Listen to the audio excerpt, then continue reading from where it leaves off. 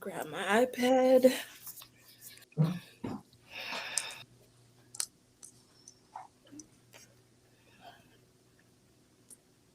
Three, two, one, go. Alrighty. So Oh, careful. we are live.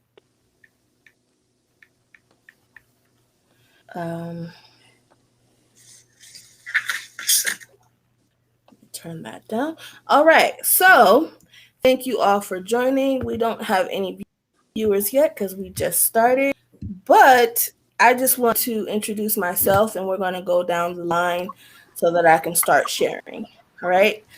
Hello, everybody. Welcome to Sickle Cell Experience Parenting Series featuring myself, Howard. I am the co-founder and co-host of the Sickle Cell Experience. I'm a writer, filmmaker, photographer, graphic designer, all-around creative being, and I am the daughter of a sickle cell patient. My mother passed away from complications of sickle cell, and I am, as you can see, my most important job of all is being a mother of a beautiful trait warrior. That is who I am in a nutshell. I'm going to sit over to Dima and we can go down the line so that I can share this and everybody can join. Hi, good evening, everyone. My name is Dima Hendrix. I am a sickle cell warrior. 1 second. Nyla wants to introduce herself. Oh, go ahead, Nyla. I'm so sorry. Nyla wants to introduce herself. Everybody who have kids, their kids can feel free to introduce themselves if they're going to join us. Okay, go ahead. Hi, my name's my favorite color. I want to grow up. I want to be a doctor. My favorite sickle. And then I'm going to help babies be born. All right.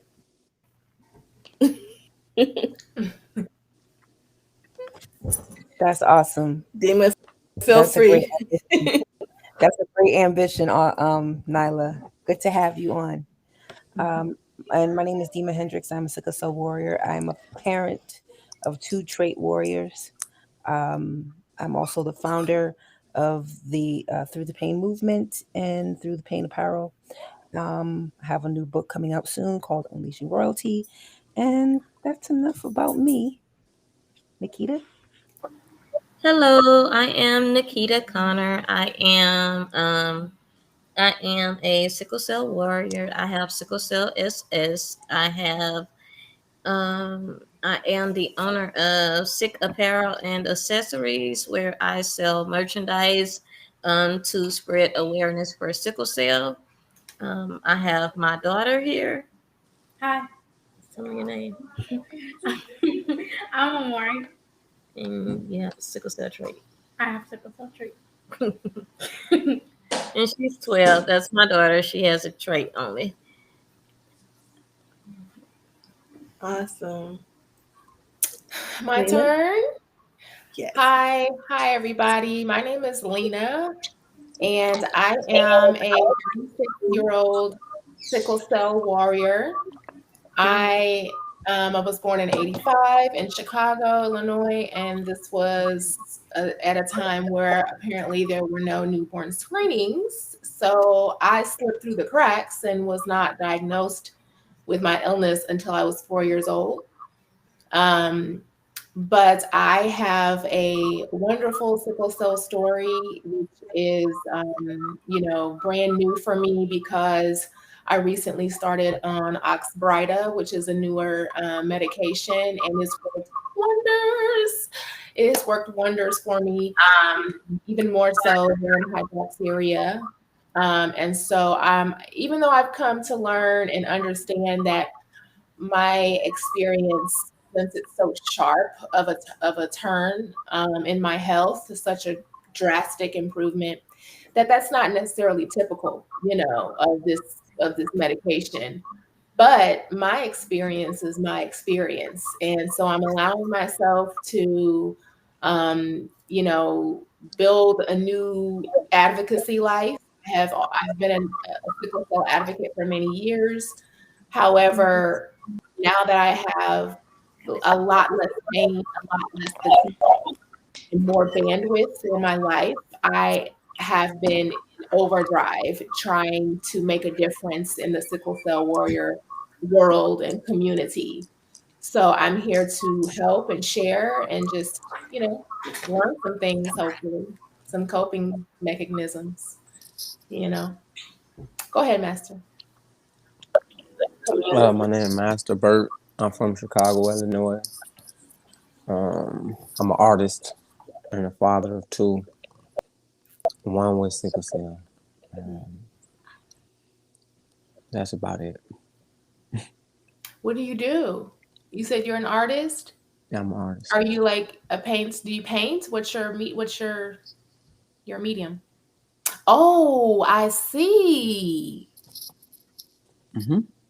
Nice. I didn't know Thank that, you. Master. Mm-hmm. Lovely. Y'all, I'll be on live painting sometimes too. So if y'all I'm add gonna me, tag y'all you. see. Huh?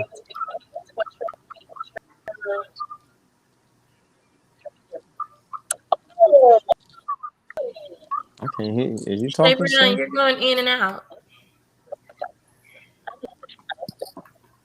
Is she talking? I think so. Shaman, we Pretty can't. talented over You're there. going in and out. That's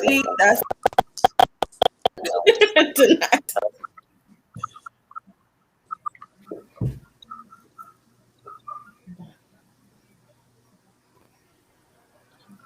Oh, okay. We're sorry. I'm almost done shooting. Okay, you sound better right there. Is it me? Yeah, it sounds a lot better. Okay, let me see.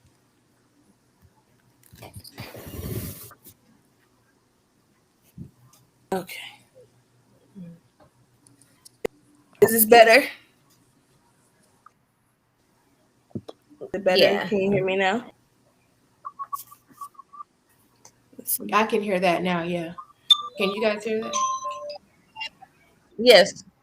Okay. So, we're going to have a conversation tonight. As you can see, we got a couple of kids to join us to talk personally about their experiences. So I'm excited.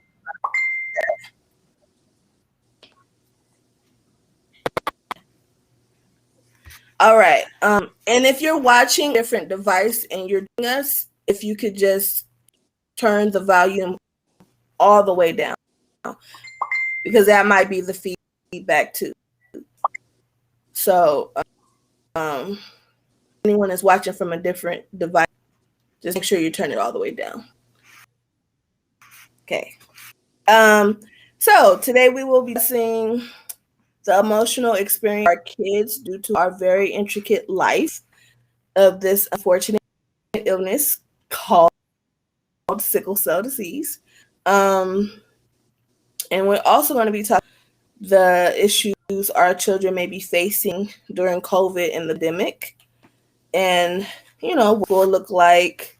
What about the curricular activities? Is it more difficult to maintain, start a healthy balance of time with or without in these times? So, we're just going to kind of jump right into it. I hope you all can hear fine.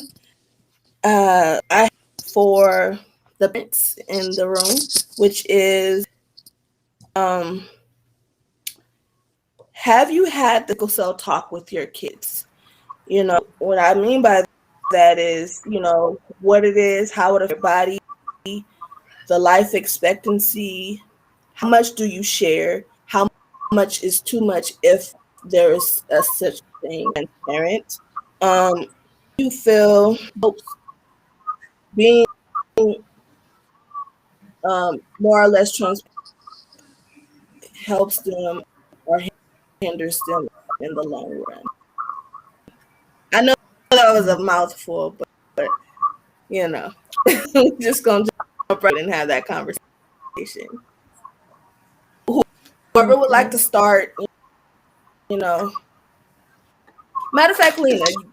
Sure, sure. I talking about sickle cell in my household is absolutely something that comes up every day. Like you know, my son is 8 years old. He's in the third grade. Um, I have sickle cell disease. He has the trait, and he is not, I wouldn't necessarily call him symptomatic. He doesn't have pain, but he does have some, lethargic ways, but um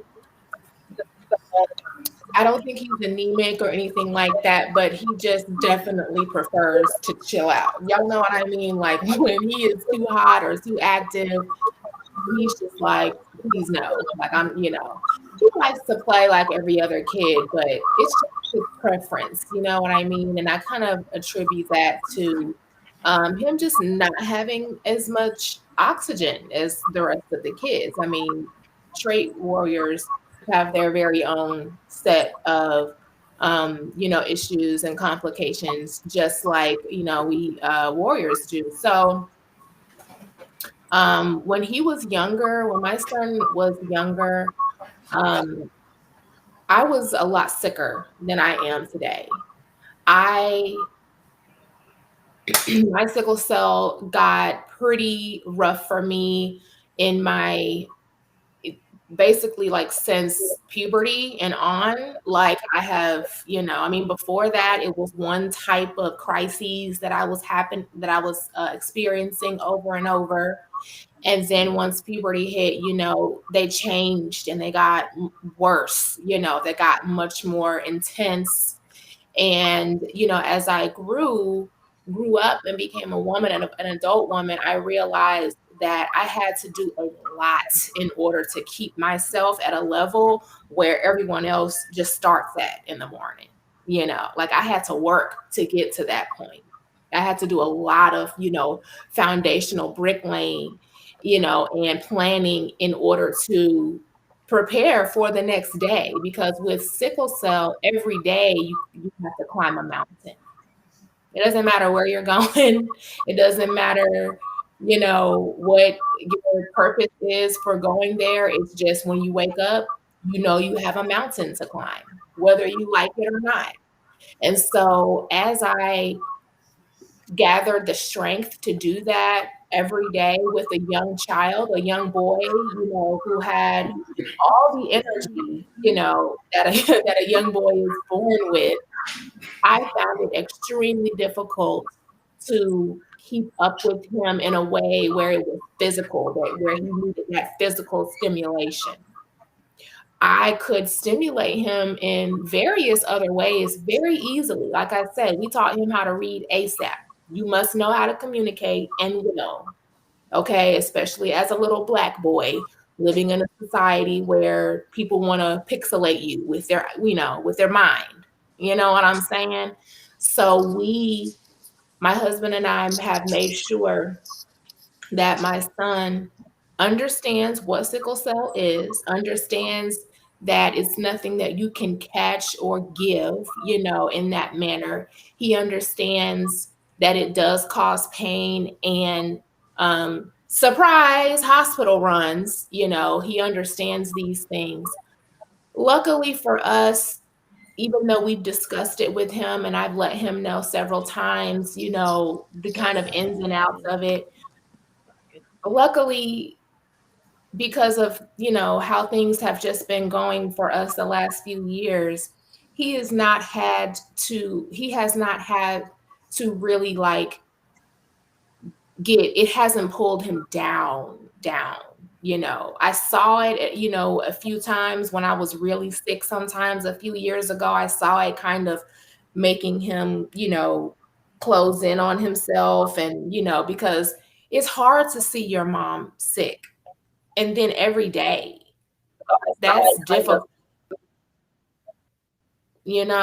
for a young child. But now that I have a bigger, chunk of health and I'm able to be more present and active with him, physically, whether that's going to our favorite playground or taking the puppy out for, a walk or a run, I can do that now. Like I can do that. And so I've seen it improve his mental health. his mental, his mindfulness, because he sees me improving myself every day. He sees me fighting every single day. And so that makes it so that he doesn't have any other option but to win, because I'm a winner. So are you.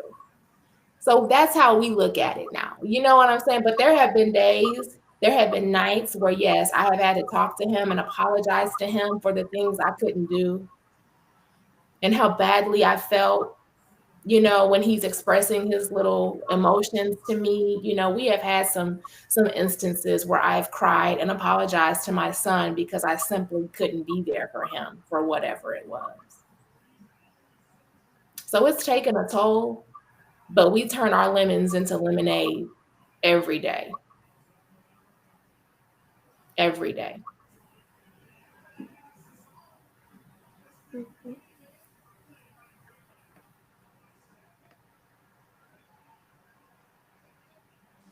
Next. Okay. Yeah. Okay. Who's okay? Awesome. Okay, well, Nikita, do you want to add to that? yeah, that's fine. Yeah. In my household, we do discuss sickle cell often because, of course, it is a part of my everyday life, and I've explained to her. I think at different levels of her life and her understanding, I've explained it the best I could so that she would understand it. Like even from a little baby, she knew like when I was in the hospital, but I knew that it affected her because of her behavior or her like she would shut down and things like that. So in order to not have her feel that way, I would always have to like try to find ways to keep her from feeling like that. Like I did. I bought her a cell phone super early because when I'm in the hospital, if she feels like she wants to talk, I just want to be available to her all the time. So she knows about the disease. She knows the things that I've overcame, like as far as like what I've been told by doctors. I mean, I don't I don't hide much from her when it comes to my illness, but I do try to explain things to my best of my ability for her to understand. And I don't want to, alarm her or anything like that. So we talk about it. I let her express how she feels to me. She asks me the questions. She knows my hematologist. She knows like I allow her to come to the doctors, hospitals, when things are not just some situations I think you don't always want your child to be present, but I do allow her to visit at times prior to COVID. But I think we have a pretty transparent, like, understanding and conversation when it comes to the disease and what I go through. She knows it's not contagious. She knows, what to look for. She even gets to the point to where she's like, if she sees me dragging, or she'll be like, "Mama, I want you to sit down," or "Mama, this, you need to be calm," or she's always worried, but and that part gets to me, but she's alert to what's going on with me in the disease, and she has the trait, so she knows how the trait affects her as well. She knows she's asymptomatic. Basically, she doesn't like, she'll get hot from time to time, and maybe I'll make her drink a lot of water and fluids when we're out, but she doesn't experience the hard part of sickle cell, which I'm grateful, but she knows everything that comes along with it. Yeah. Yeah. My son does that too. He's like, "Mama, here's your water." That's her all day. Awesome. Yeah. Hey, Um, Shay. so for my household, I Dima, don't you talk have about any to life add? expectancy. Can you hear me? Can you hear me? Hmm. Okay. So for my whole household, we don't talk about life expectancy Yes. because that always changes. It's increasing. Um, so I don't try to. put that burden over my children. My youngest knows pretty much what's going on. Like he's here right now. Do you want to repeat what you just said? You know, hold on. Yeah, come here. What do you know? What do you know about sickle cell? Most of the time, mom's in the hospital and she's just laying in bed sick. And, like, I I don't can get to. I can Yeah, speak up. Most of the time, mom's in the hospital and I can't hang out with her because she's sick most of the time because of sickle cell. Okay. So yeah, that's his experience. And because I don't know if you heard him, he said most of the time I'm in the bed, sick or in the hospital, and he can't hang out with me. So when I'm not, but when I'm around, when I'm here, and when I'm able to, I think I kind of overcompensate. I try to like do really big things for them when I'm able to, and sometimes I they just want simple things. They just want to chill with me, especially my little one. He wants to just chill out with me and just like sitting on the couch or just like I just want to watch a movie and I'll do something like, oh, I'm around, so let's go to Six Flags, or let's do something extravagant to kind Yeah. of I overcompensate in that area, and I just missed the mark, and that's me trying to be like the best parent I could be yeah, I get that. in spite of sickle cell. Um, so I'm learning. I'm trying to do better, and not trying to overcompensate so much. And I think when I'm here and when I am sick, I I just try. We just try to relish in the moments of just being with each other. I feel you on that, Dima. I just let him eat popsicles all day, every day. I don't know. It just feels a little guilty space. Yeah, I feel guilty. I do feel guilty. Yeah. Can't hear you, Mm. Shabrian. She must be on delay.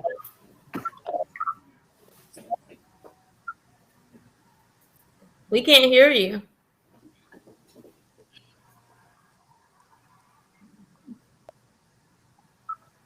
Might be on mute. Yeah. No, I get it. I feel in some way or the other compensate. Can you hear me now? Yeah. That delay was serious. That was But I getting don't know. It longer didn't and cut us longer. off. We on here through her, and it didn't cut us off. So something. Yeah, I think she's gonna come back on, but that delay was kind of that was like, strange. Yeah. But yeah, Dima, I feel you on that. There are things that I try not to let it go too far, and I just want him to have experiences, too, as a kid. But she's back. Can we hear? all right, how's it Okay, sound? I'm sorry. Can you hear me now? I just want to make sure. Yeah. Yeah, you All right, I still on had a to little refresh delay, but we can myself hear you. sometimes because I start the service way before we actually go live, and sometimes my connection gets kind of caught up in between the in between spaces. Let's just put it like that. So I'm sorry if I cut anybody off. I just want to make sure y'all could hear me. Um, I do want to say uh, I think we all kind of overcompensate in one way or the other. I know for myself as a single parent, there are times when I can't get out of bed and she has things that she can make, that's put in the microwave. And after a couple days, I'm like, okay, I feel terrible that you had to eat microwave food for a couple days. So I'm like, oh, we can eat out. Like, and I don't think she runs out of that's something that I do because I just feel bad when I can't cook because she's so used to me cooking. I don't know. Maybe that's just myself internalizing things, but I think that's we my all have opinion. that guilt at times, like you said. Yeah, Like I we do. want to I make up do for that the too. time that we're down, so we do extra. We go that extra mile because we're down so randomly and sometimes often. So when we're up, it's like, okay, let me make sure I get this done, and we can do this, and we can do that. Yeah. I do. I'm guilty.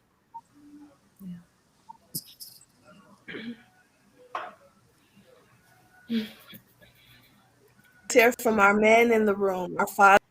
Um, what Yeah, I'm what a little tough. say you about the questions Yeah, that I had? yeah. I'm a little tough, so I kind of don't like. I can't say that I would Okay. compensate. Maybe a little bit, you know.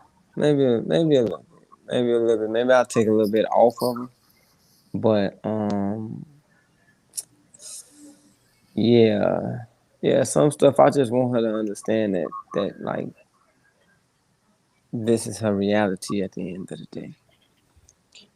It's nothing that can be done to really like change the situation, I guess. And so I rather her just I want her to live as normal Right. as possible without me trying to like I kind of want to say cripple her, but I don't like I want her to be prepared for what's real versus do extra stuff and cause like a fake reality for her. Because the fact of the matter is that when I'm gone, I mean, I uh, feel that it's with you huh? because your daughter has Right, right. right. But the thing is this, right? So I understand that I am the knowledgeable person, right? So it's a little different too when No, you I say when it's a little different for you because your daughter has sickle. She has the full blown, right, but it's illness. also So that's true, but it's also different because of when you're dealing with two households. You see what I'm saying? So that's a huge difference. Can I ask Master? I'm maybe I'm confused a little bit. Do you and your daughter have sickle cell? Am I correct? Yeah. So with her, do you feel like you are more lenient? Are you allow a little difference with her because she has sickle cell? And Nah. I'm asked that because like I have two brothers and they don't have sickle cell, but I've always felt like my mom allowed things. She was tough with me, but I think like a lot of things she was extra cautious with me about because I have sickle cell versus the way she was with my brothers. Nah, if I'm lenient, the only time I'm gonna be lenient is when she actually sick. That's it. Okay. When she actually in the crisis. So if it's something that I feel as though she needs to be punished for, right? And like let's say like she did something wrong at school, right? And then and in my head, this is what's gonna happen when she get home. Regardless of what the punishment may be, that's what's gonna happen. But then let's say she going to a crisis or something like on her way home, then I might like postpone. But Mm-hmm. I ain't gonna and in that postponing, right, I might actually just be like, I'm gonna just put it to the side, but I'm gonna still remember it, So I might not get her like right there. But then sometimes it's gonna be a time where, it's been sometimes where it's like as soon as she get out of the hospital, oh no, don't forget what you did. Like you thought those 3 days was gonna take it away. Nah, those 3 days just was 3 days. That just, it just it Prolonged it. just yeah, that's it. Like it did nothing else. I'm not even though I have a daughter, you know what I mean. Even though I have a daughter, most people take it to be like, oh, fathers be real light on their daughter and all of that. I feel like I'd be kind of okay, but I've had other people tell me I'll be tough. But I'm tough because I know the type of life that she's gonna have to live. So I would rather her have the things that she need to really live. Like if I gotta be tough today for her to understand it 10 years from Later. now, Yeah, then I I'll get do that. that. Yeah, I don't So think anybody lacks. I don't. I mean, we don't lack discipline. That's not what's happening Yeah. over here, and we sure don't allow him to skirt just because of his genotype. But what I do is buy us chocolate milks, or go puff it to the house so we can drink our little strawberry treat together at the end of the day, because he hasn't seen me all day because I've been asleep. I've so been that's in so my so bed. that's what I brought. That's why I brought up too. Like, see, it seemed like both of y'all married, right? Yes, Okay, both of us are married. Yeah, like I am. y'all have people in the house. Yeah, I don't. It's 9 times out of 10 it's me and her. When it comes to the mother, it's like she allows certain things that I'm not gonna allow. You see what I'm saying? So over there, it seemed like I'm a mean person over there because they don't There's a understand that. difference. Okay. Right. So Yeah. they don't understand that when I tell her that there's no pork, it's a reason for me saying, like, when I tell her that I don't want to eat certain things, McDonald's, it's a reason for these things. When I'm saying that she need to drink water the majority of the day, it's because I know that you just called me and said that she's hurting right now, right?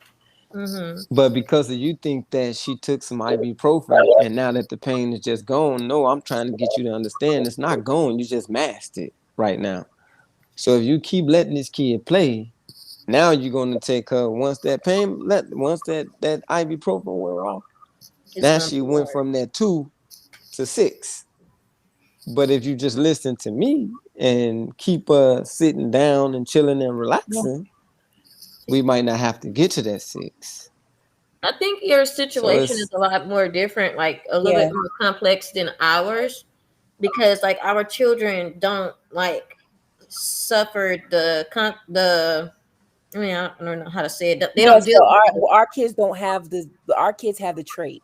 So right, right. therefore we try to protect them from our reality. right. Whereas your daughter's reality is the Yeah, disease. It's she the can't. So disease therefore exactly, you so got it's to tell different. her the truth and tell her what's up for her Yeah, life and instill good parenting essentials in her, not just as a parent, not just as a disciplinarian, but you're giving her healthy options. You're telling her how Because to be you healthy, know what the how road to is. live, not right, to eat McDonald's, not to eat pork because it's going to set off a crisis.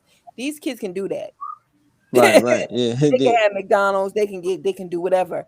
It's just I think there's a different dynamic when we see our Mm-hmm. kids see us and say, "Oh wow, our mommy's going through this," and I don't know how to relate.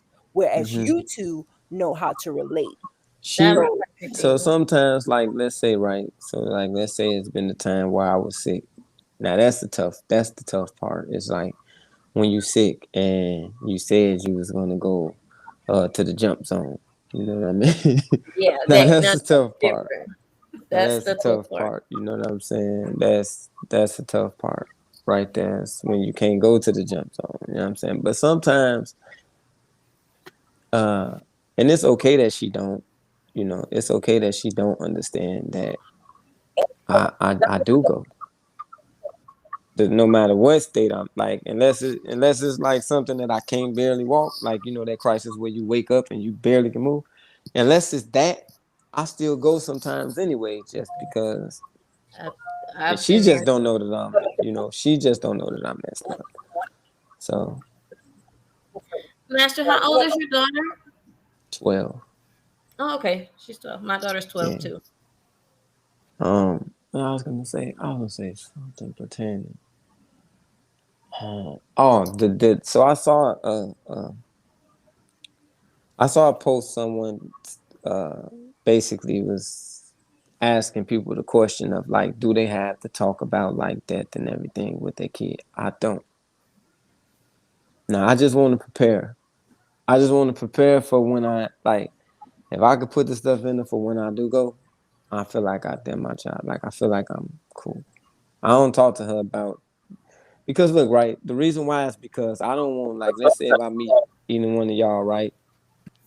If I meet one of y'all and then like or something happened to somebody and if I meet one of y'all or a person without sickle cell. That's what I say. If I meet a person without sickle cell, right, and then I say, hey, I got sickle cell, and then they say, oh yeah, my brother died from that.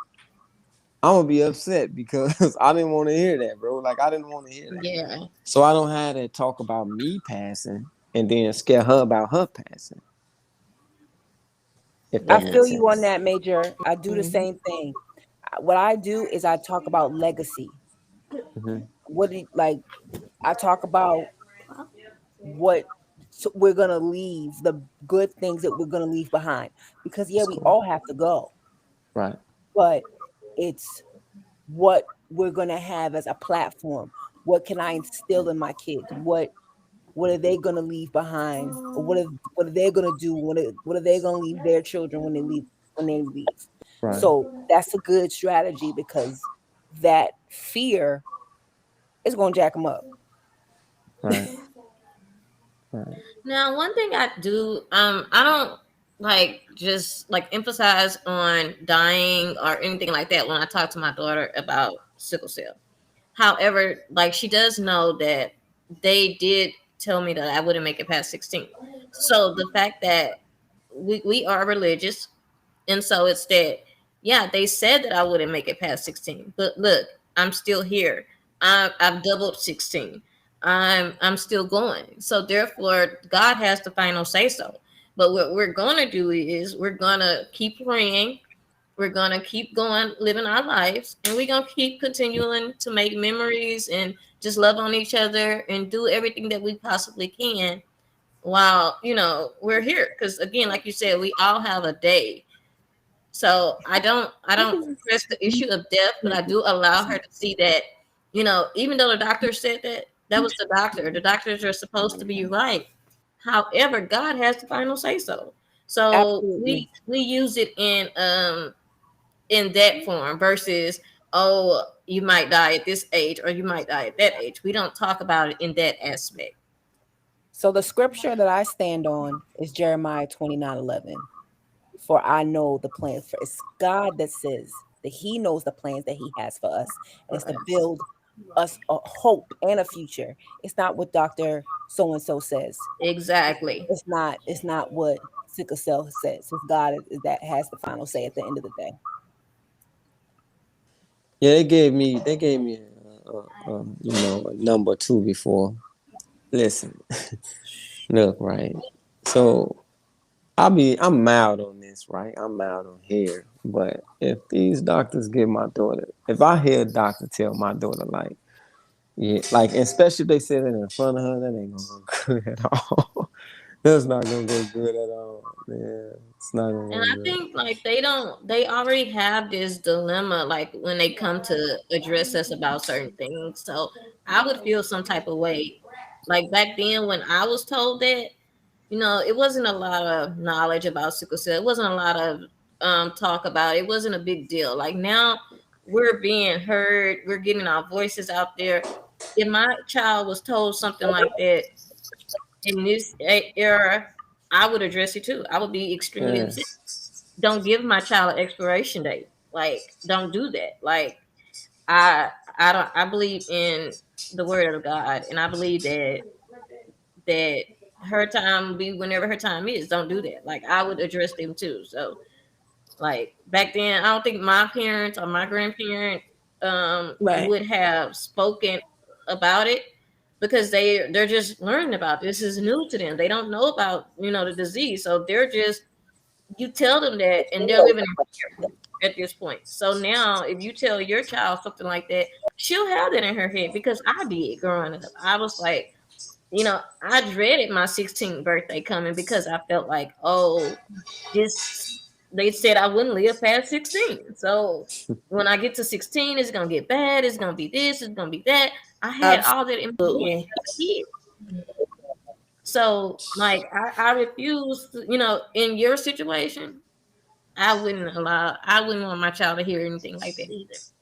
Because that is a tough thing to live with. Like when I made it to my 30th birthday, I was in the hospital, but I was so excited because it's like y'all said 16. Y'all told me I couldn't have kids. My daughter's 12. she's healthy. Y'all told me I wouldn't be able to walk. So me believing in what they said specifically, it ended a long time ago.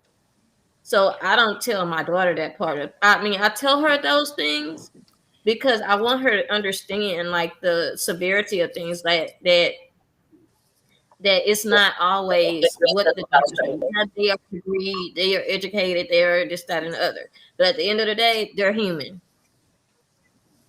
And see, even when dealing with the doctors, right? Like let's say appointments, right? That's a whole new entity. Like that's a whole different even conversation because it's like when you the father and you taking the child and it's just you, it's like always, where's the mother coming? And it'd be Oh, like, bro, like, like or it'd be like sometimes they don't like believe certain stuff. I done had all types of Yeah. craziness, like I'm sure. craziness. Like I had all types of craziness happen, especially dealing with like even insurances. Like I done had to send in court orders over and over and over and over again. The same thing, like y'all ain't have it the first time. Like it's so it's a lot of stereotype. It's a lot of stereotype. Like they be shocked. You know what I mean? They be shocked like that. It's just y'all two. Good as And I y'all. think it'd be a little bit more shocking that I come with a little girl versus I think it'd be different if it was like a little boy.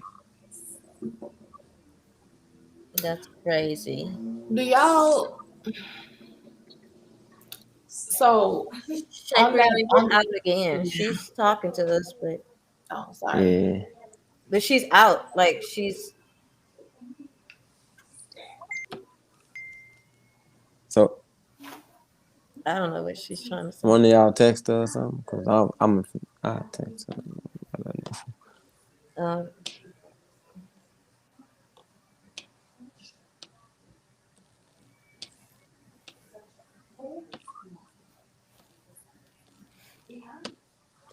Yeah, I'm right in there with you guys. We don't necessarily talk about death. I mean, he's only 8. And he Mm-hmm. hasn't lost anyone super close to him yet, but he has been to his fair share of homegoings and funerals. And we make sure that he experiences these things with us, together as a family so that he can understand what death is. Because I'm a realist. I'm a Christian, but I'm also a realist. And so, I am getting my paperwork together. There she is. And that realist part, like you have to be like I yeah, feel I like agree. I feel like parents should just naturally be it, but it's not always like that. I No, really feel like you have to be like a realist in the world today because you will set your kid up for failure. And then they say stuff. People It's say still stuff loading, like, so "Oh, let why me would you want to? give it a second. Why would you want them to know the negative part? What you mean? Why I want to know the they're negative gonna part? Because find the out negative part could regardless happen. anyway. The negative part is possible. It'd be different if it wasn't possible at all. Like I don't feel like it's the negative part. I feel like it's the real part. Yeah, we still need to write wills. We still need to have Yeah, uh we have to have our paperwork we together. gotta have our stuff together Yeah. if something does happen. But we still have to remain hopeful in that. Being hopeful doesn't Oh, mean yeah. to be stupid. That's right. That's right. Mm. Yeah. The advanced directives, your living wills, all these things, godparents or who's going to take care of your child if anything should happen, to you, because these are the types of things that could have a real impact in our kids' lives if anything should happen, to us or whether that be sickle cell or not. So it's kind of like, well, I would be doing this anyway because the type of person I am, whether I had sickle cell or not, because I Right. just don't believe in leaving your loved ones, especially your own children, unprepared. Life is not fair. And, I live in comparison to a lot of my friends and people that I know. I live a very, plush life. I don't stray from my home very much because my husband and me have created a place where I'm safe and comfortable and they're safe and comfortable. And that's necessary for children that have sickle cell because I'll tell y'all, kids experience stress. And that will bring on a crisis just like that over Yeah. and over again. And so once I got my stress level down, I realized that I was much more palatable as a wife and as a mom, if I'm less stressed because I'm not hurting as much and I can do things. And so for him, in my child, I look to see, okay, he might be a little stressed, because I'm putting a lot on him. Every year my husband's like, oh, you another year older? You got another list of benchmarks to hit. You need to be reading this and doing this, and here go your chore list. And don't, you know what I'm saying? So when we raise our kids up, we have to lead by example first, because they're not going to hear anything we say unless we're living it. And that's from a real one. I watched my parents when I was growing up, and if they was hypocritical, I was like, you played yourself. Because now I'm about to go this way when you told me to go that way. Credibility goes down with kids when you ain't living, especially for our kids, because they are Black in America. I'm going to interrupt. Can you hear me? We can now. Can any can anyone hear me? Okay, I'm We can sorry. I hear just you. want to make sure. I don't know why all of a You have a sudden it's oh crazy no, delay. we gonna trip out. But okay, I just wanna I'm sorry. I don't know what's going on with. I'm in the same that spot that I sit in every time I for that reason. So shouldn't. So I'm sorry for that. I came back in. I don't have any other options at this present moment. I want to move the conversation on a little bit, but I do want to add a little bit to what we were talking about before, and then I'll try to fix it again. I just kind of want to conversation a little bit. So before I go on with the questions, I do want to say myself personally, I think that my lifestyle is a little different because, I had a mother who passed away from complex sickle cell, right? And I have a lot of friends who have sickle, and some of them have passed away. So I have to have those difficult conversations with my child, and she has to know that it's real. The possibility of death is real. I don't we don't about it every day. I don't have her, you dreading it, but literally been to I take her to some of my doctor's appointments because as a single mom, I don't have options most of the time. So I take her with me. And I went to one of my appointments for the first time for pain management. And he literally told me that my medications were killing me, I die, and this, and that. And he's trying to prevent all child. So then, I can't turn away from this conversation with my child when we leave because he created that need for us to have that talk. Because, like you said, doctors are human and they don't have the last say. They don't have the last word. God has the final. I have to instill that in my child, and I make sure she knows that all the people who are doubting I will live long and this and that, I might outlive them all. Honestly, and one can say for sure that's not a possibility. Yes, I have issues, but I definitely do all that I can, or most of what I can, to prevent anything from happening, regardless. Um, you know, I just wanted to say that, and now I'm going to ask the question, and this is to the kids, and I'm going to ask not to come down, but if Nikita, your daughter can answer this I'm calling her back question now. She's first, coming in. so that'll give us a chance to kind of fix the connection issues. And for our kids is, what is the most important thing Could you type the question? Because that it's you kind of breaking feel in and out. share?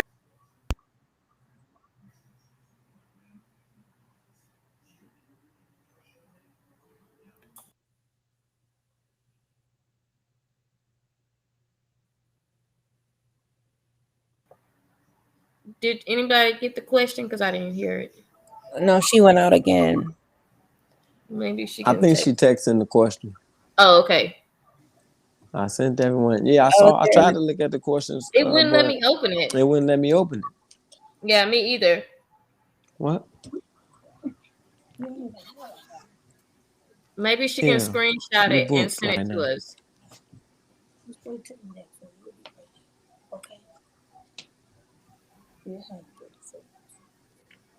Oops.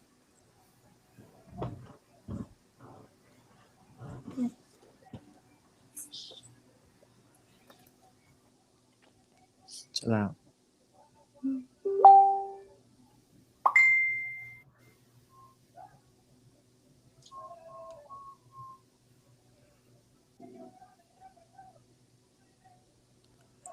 Okay, she screenshot the questions.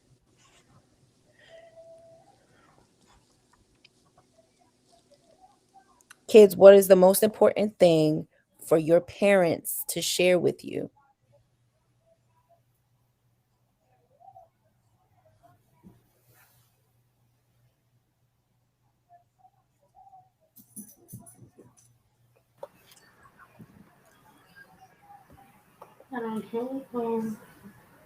Go ahead. How it works. How sickle cell works? Is that your answer? Okay. Just people want to know how sickle cell. Well, my explanation to her about how sickle cell worked, I just explained to her as far as the cells being, her cells maybe being more circular and ours being sickled, and being that ours are sickled, that it causes us to be in pain. It causes our blood difficulties flowing through, and we begin to have pain because of that. Yeah, I mean, maybe you guys can input on that or how you guys explain that, but that's kind of like how I've explained it to her. Mm-hmm. Same here. Same for me, Nikita. Like I said, I try to build on the information that I give him since he is just in the third grade. You know what I mean? Like, Mm-hmm. my husband is a brainiac. He works in a lab, with a lab coat. And so when he comes home, a lot of times our conversation is very nerdy, and so my son, naturally, he wants to get in the conversation and stuff too. But at the point of where we're talking about gene editing and CRISPR and stuff like that, he'll kind of tune out because it's boring adult talk, Yeah. and he's only 8. But as far as the basics, he's got a pretty good understanding. Oh, Yeah, that was a good question.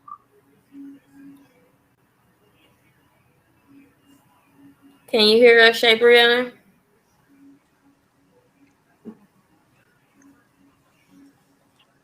Yeah, I don't know This what's going on. connection is not working for you, Shay Brian. Yeah, It Shabrian. is not Sorry, happening. I was muted and I didn't know. Oh, okay. Oh, okay, yeah.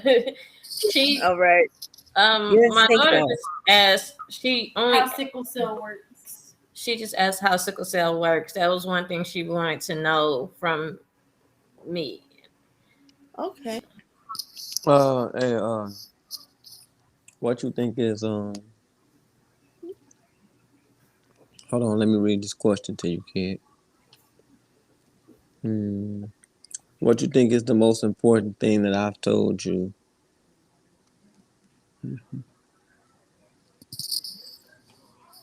pertaining to sickle cell? To be proactive. To be what? Proactive. She said to be proactive. Why is she in the hospital? I would agree with that.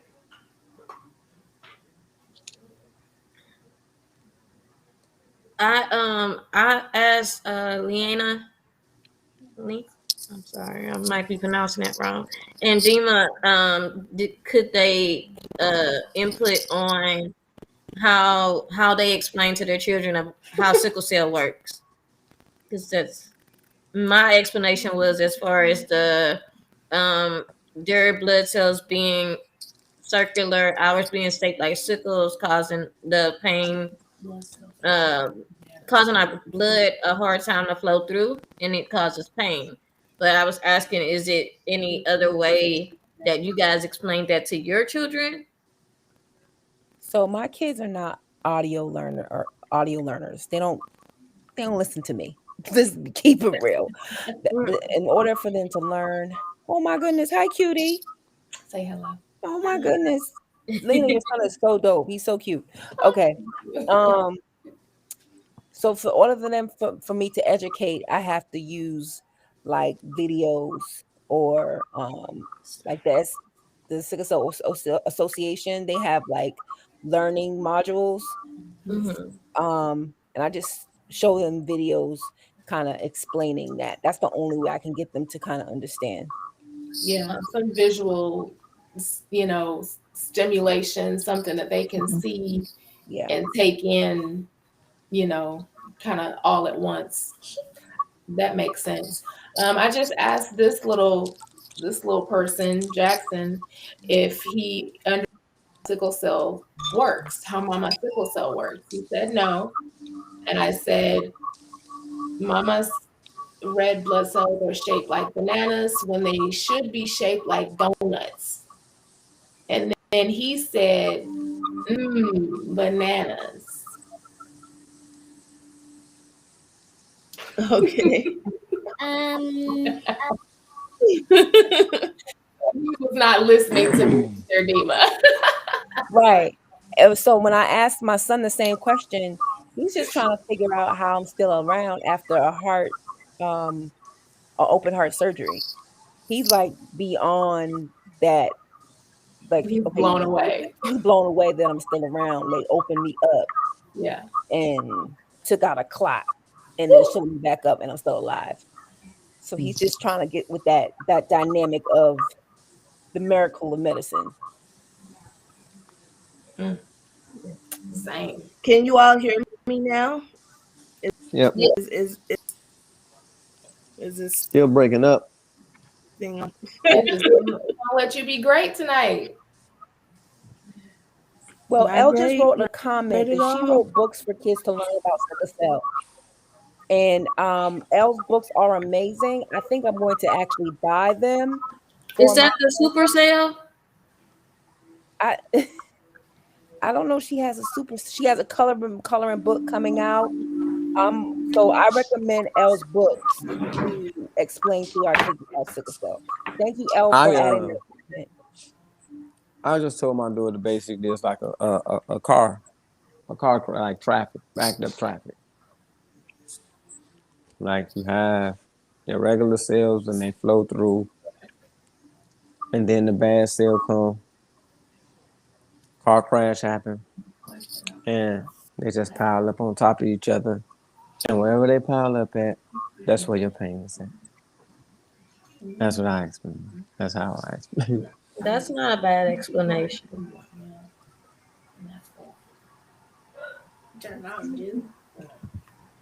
Stop. Just a couple more. That's fine. Thank you. Maybe she texting. Uh-oh, she froze again. Do she? Maybe she should just share. Just write. I was gonna say, I think it looks like she sent. I saw the list. Did you have the list too, Dima? Yeah, I have this.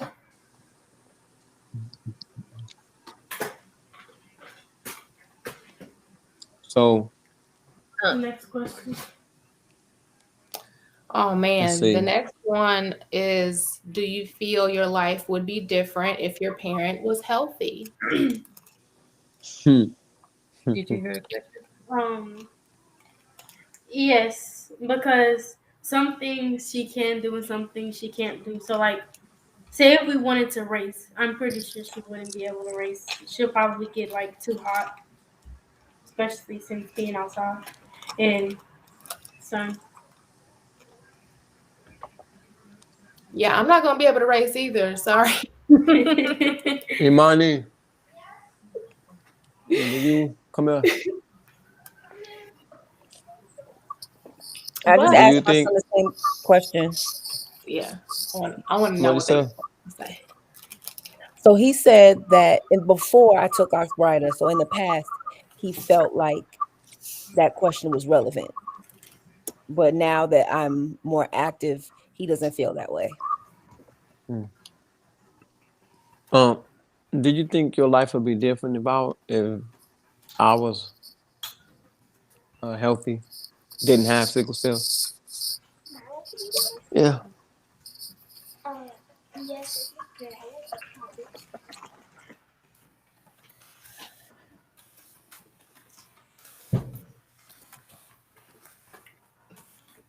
I missed that one.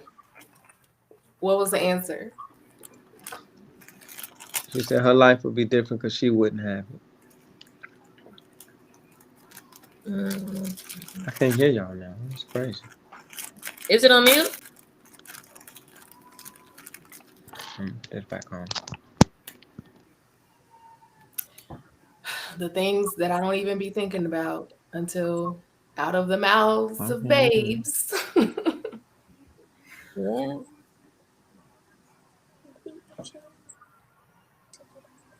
It did. It's crazy. That one has a follow-up question. What do you feel would be different about your life? I mean, I guess that was it. That was the answer to that question as well. So, Nikita, what's your name, sweetie? I'm sorry. Amari. Yes, what's your answer? Mm. Mm. Can you repeat the question? It was a follow-up to the last one, which was, do you feel like your life would be different if your parent was healthy?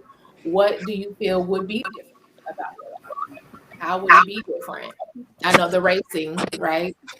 There we go. You could possibly race. Um, Probably like everything in general. Like, because last year I was virtual mainly because my mama has sickle cell. So if I were to get corona or COVID, um, then it would affect her a Physical lot more than it would bleach? affect me, especially since we live in the same house and I have to be Yes with or my no? mom at all times. If we're not together, then I'll make sure I know where she is at. That was a good answer. What's your So answer? thoughtful. My answer, Can you guys hear me? I'm sorry. Just We for a can hear second. you. We can hear you now.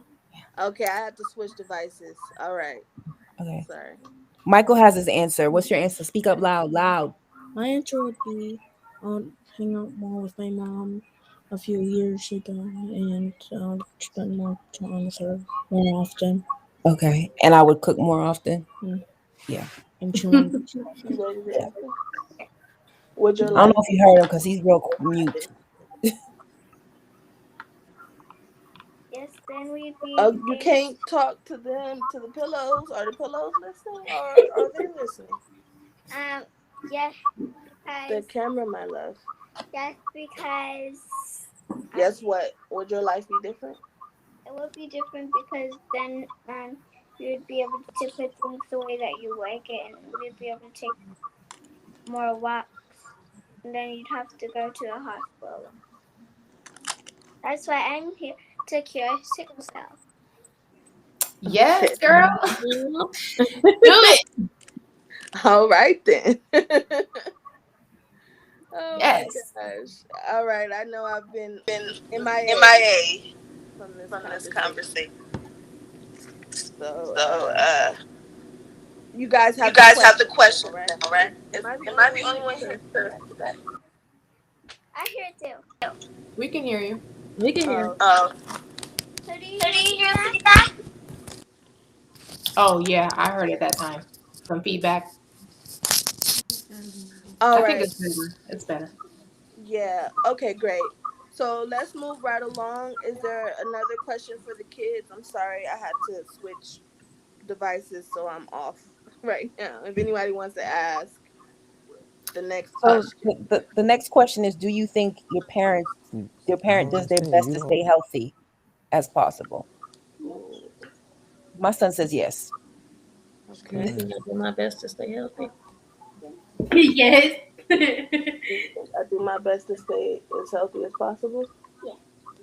Gotta come on the camera, girl. Yes. Yes, I try. Definitely try. Yeah.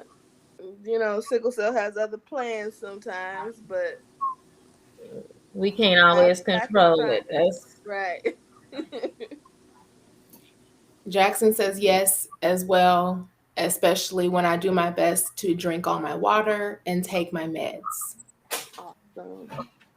I feel like we have really bright kids. Like, is it We just, do. or like, our kids just like extraordinary, like Yeah. amazing?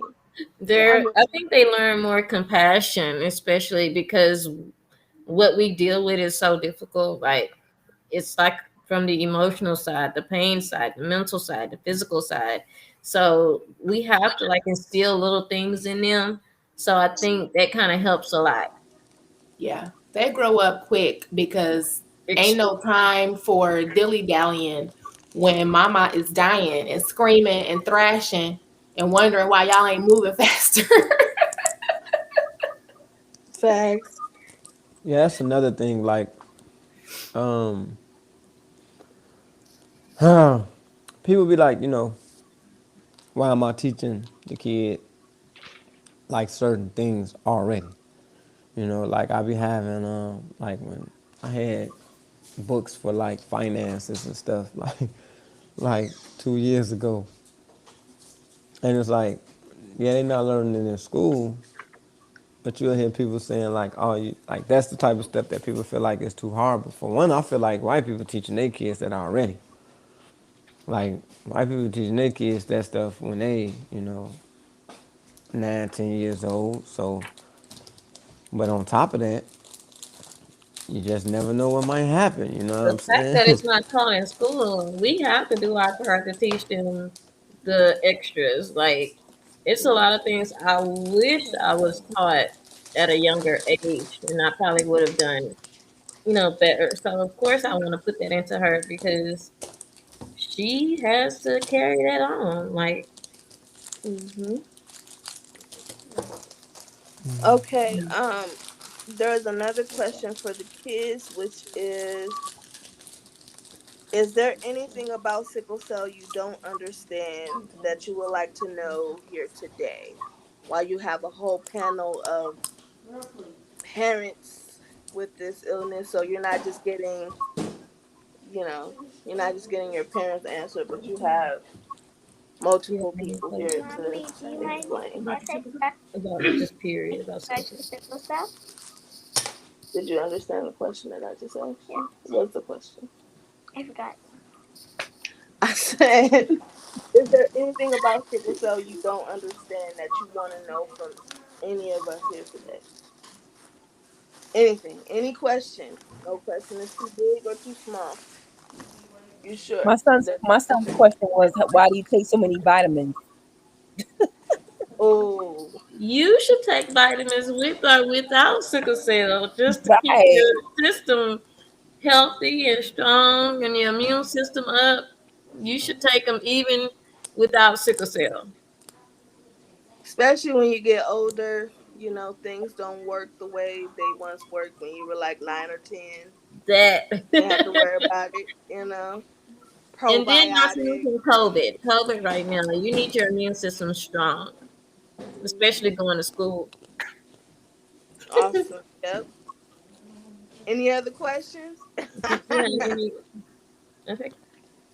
So when y'all take y'all's medicine, like how it has different side effects, like whenever y'all are testing a new medicine, do y'all do that?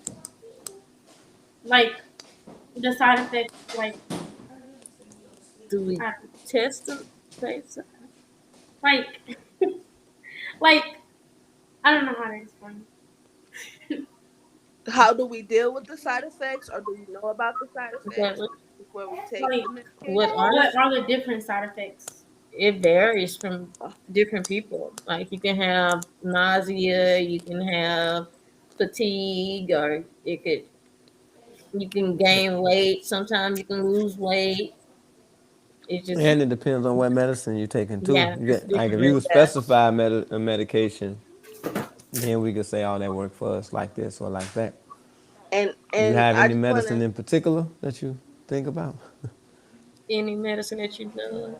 I don't even know the first medicine y'all take. well, I want to say this. Most of majority of us are on pain meds, and I will say that they do cause mood swings. So sometimes, it ain't it ain't y'all. It's I it's Can it's you like, repeat that? I want my husband to hear that. And okay, then so I was saying that pain medication causes mood swings, uh-huh. irritability, Yep. aggravation. Uh-huh. So when we're on medication, we may be different than Yeah. when we're not. And it's not, and I always say don't take my sickle cell personally, or anything that I have to, the reaction to what I have to take because of it. So That part. yeah, so it's not them, it's not the person, it's not you, it's just, you got to be a little bit more patient with us when we on these pills sometimes. Hey, I want to show you guys something. You've already shown it, we're live. Okay. I want to show the live people. Girl, they gonna hit the replay. They gonna hit the replay, girl. What is this? Doc McStuffins? Oh, that's nice. I like her. All right, now you done did it. Okay, let's see if there are any more questions for the kids. Let me make sure. uh Before we move on to COVID questions, I do want to ask this of the parents. Sorry, I lost it. Where did it go? Oh, do you feel? And I feel like this can be asked to both the parents and the kids. Do you feel like um your child should be in therapy because of the emotional trauma that can sometimes happen because of dealing with our illness? Because it doesn't just affect us; it affects them as well. Um, I do. I feel like and with us, um, yes, because COVID it came in, it kind of changed everything drastically, and it's been going on. This is something completely different to our lives. Like a lot of the times I think that adults figure like, oh, they're stressed out because we got to make sure you're healthy. We got to do testing. We got to make sure these vaccines, we got to see if it's appropriate for us to take all of that. But we tend to forget that the kids are dealing with that too. Like my daughter said earlier, she did virtual school all year long. And then she began to struggle a little bit in school because when they did go back into school, um it was like the kids that were virtual were put on the back burner versus they weren't getting the same attention as the kids that went back to school, and that was an effect of me being high risk, her, we us just not wanting to take those chances.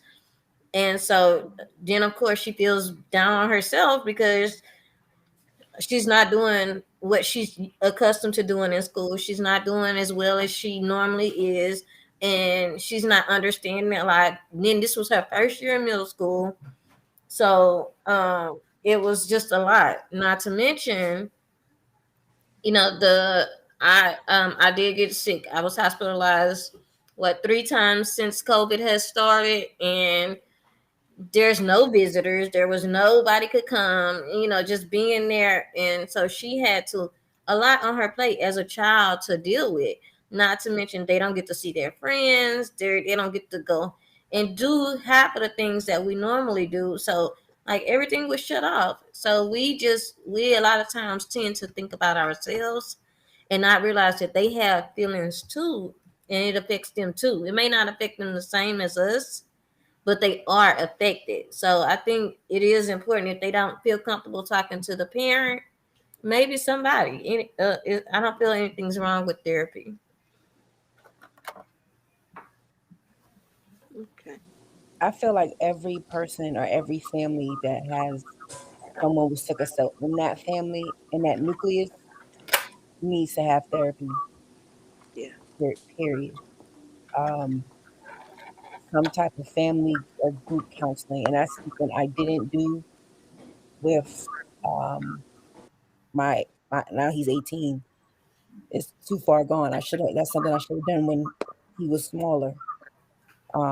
Because there's certain things that he wasn't able to connect with. Um,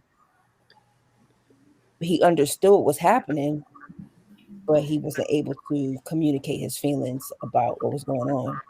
Um, and I'm noticing a pattern um, with my younger one now, and I feel like it's imperative that we introduce some type of family therapy into this mix. Yeah, definitely. Anyone else want to add anything before I add my 2 cents? I will. I feel like the therapy is for anyone that needs it, right? I love that little graphic that I've seen online in a few places where there's a little cartoon person sitting in a chair, and the thought bubble is just a bunch of scribbles in a bunch of different colors. And then the other person, the therapist, in their thought bubble, they are taking the red yarn and wrapping it up nice and neat, and then they're taking the blue yarn and wrapping it up nice and neat. It's just helping you to untangle the madness within so that you can learn how to cope with the extensive circumstances of living with a chronic illness or living with someone that has a chronic illness, right? So I've been in therapy my whole life since I was a young adult, and I've been in, on and off since then, different therapists, different providers over the years, but still people that have their that have that certification to know what to listen for. Um, Having a chronic illness, especially cell or trait, it can really cause you to have severe anxiety, depression, PTSD, things of that nature. And I have suffered from all of those simply because of my illness. I'm not going to let any of that take me down, sickle cell or anything that comes because of it. And so I get it, I go to therapy and I try to act like my child's therapist, right? I want him to know that I, first and foremost, as his mother, care about his mental health. And so we discuss his feelings, we discuss his points of view. We don't just say, get in the car, shut up, and be quiet. You know what I'm saying? Because when we was coming up, it was different. Kids didn't have opinions, and you know, it wasn't like that at all. That's not healthy, but I've been able to keep myself sane. It's not always been easy, but I've been able to keep a reasonable portion of sanity for myself by being proactive and always having a therapist on deck. Mm. It's just a smart thing to do. You don't get to, I mean, I'm a woman, I'm Black, and I have a chronic illness. Of course, I'm in therapy. Yeah. Um, I think we skipped past one question. I don't know if you guys might have covered it while I was trying to get it together, but it reminded me of this question. What I'm sorry. It is so I don't know that I put it in here. I'm sorry. I might have meant to. But the question really is, or what I want to touch upon is, with my daughter personally, she would have really bad nightmares and separation anxiety, and she still doesn't like sleeping away from me, especially when I'm sick. She doesn't like to sleep in her room. She likes to sleep in my room, and it'll be like I don't know. Master, I was talking to Master and a few other people. I wasn't feeling well because I got the COVID shot, and I woke up at 3 in the morning, and she was asleep in my closet, which was scary. But like, it was like, what are you doing? But I guess because I told her, like, hey, go to your room. I'm fine. But I guess she worried, so she kind of snuck in the closet and probably tried to wait for me to fall back to sleep and fell asleep in the closet. I don't know how it happened, but that lets me know that throughout the years she does have emotional issues because of my illness, and I do have very honest conversations with Nyla about my illness, and I ask her, like, what scares you. Like, I want her to talk about these things, and she tells me, she's very honest, like, I'm afraid that you'll go to the hospital, you won't come back, I'm afraid that you'll die, and I'm still going to be young, and I love you, and I want you to raise me. I don't want anyone else to raise me. So that's a fear of hers, and I try to talk to her about it, and we pray about it, and I do, you know I think I dropped the ball a little bit because she was in therapy for a while, but she hasn't been, and especially during COVID, like once the pandemic happened, and she once had that outlet, like, she could go to school and she could be a kid and she didn't have to think about it. And then everything shut down.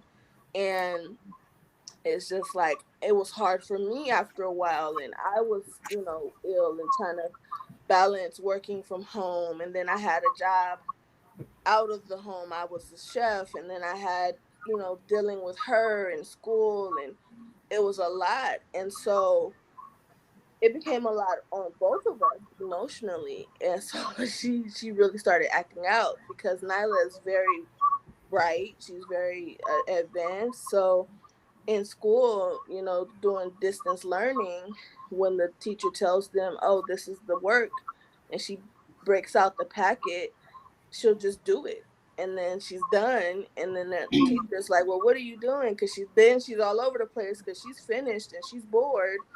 And I told her the other day the only name I heard more than hers was this other little girl's. And she was like, it wasn't all the time. I'm like, it was. And it was to the point where even like the counselor called and was like, hey, Nyla's usually very, because her teacher wasn't used to, like, she thought Nyla was just kind of goofing off and she wasn't doing her work, when really Nyla had finished the work and she was bored. So it was like she contacted the counselor, and I'm like, oh no, she's doing her work. It's just she's done, and and so that's what the counselor was concerned, because she was like, yeah, because I know before the pandemic happened, Nyla was advanced. Her teacher was singing her praises. Her teacher was, everyone was so proud of all the things that Nyla could do, even at her age.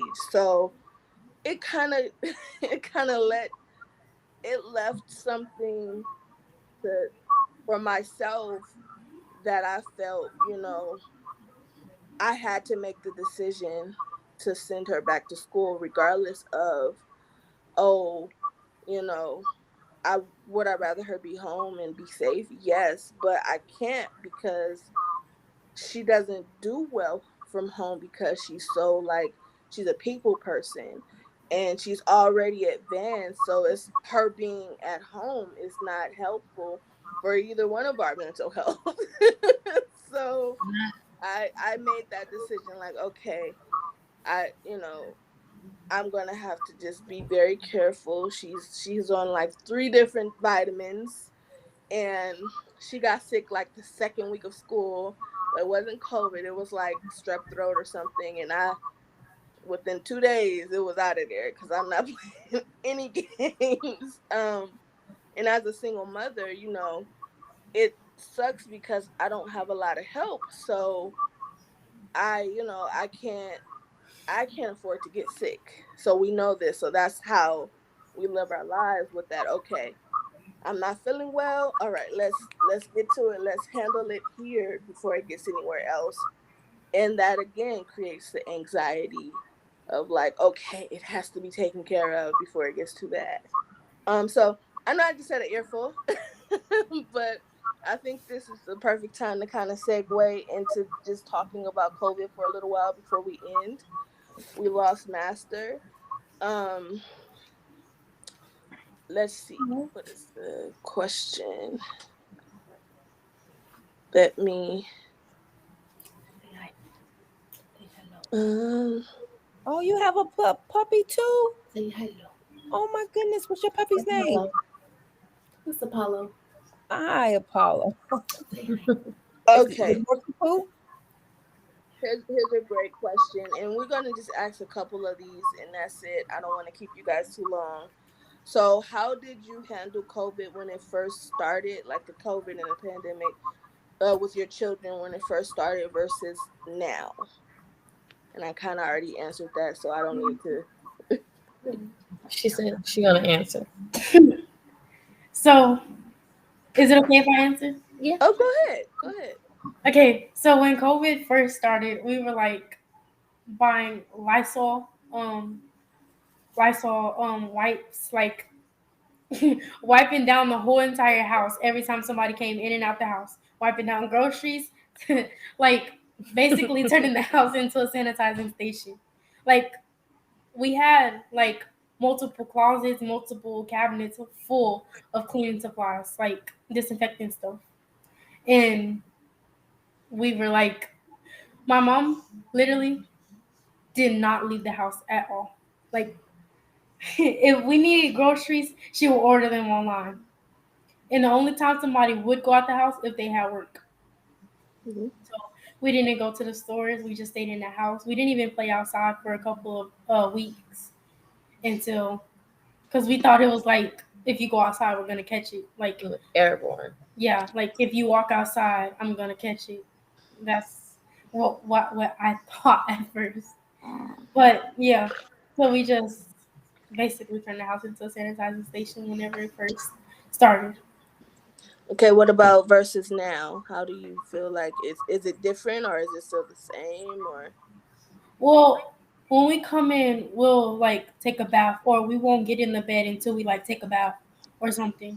But it's not really that. We still have Lysol and stuff like cabinets full of it, but we don't like we don't like. My mom goes out now, but doesn't go out that much. Like if she doesn't need to go out, then she won't go out, or I won't let her, or I'll have to know where she's at all times.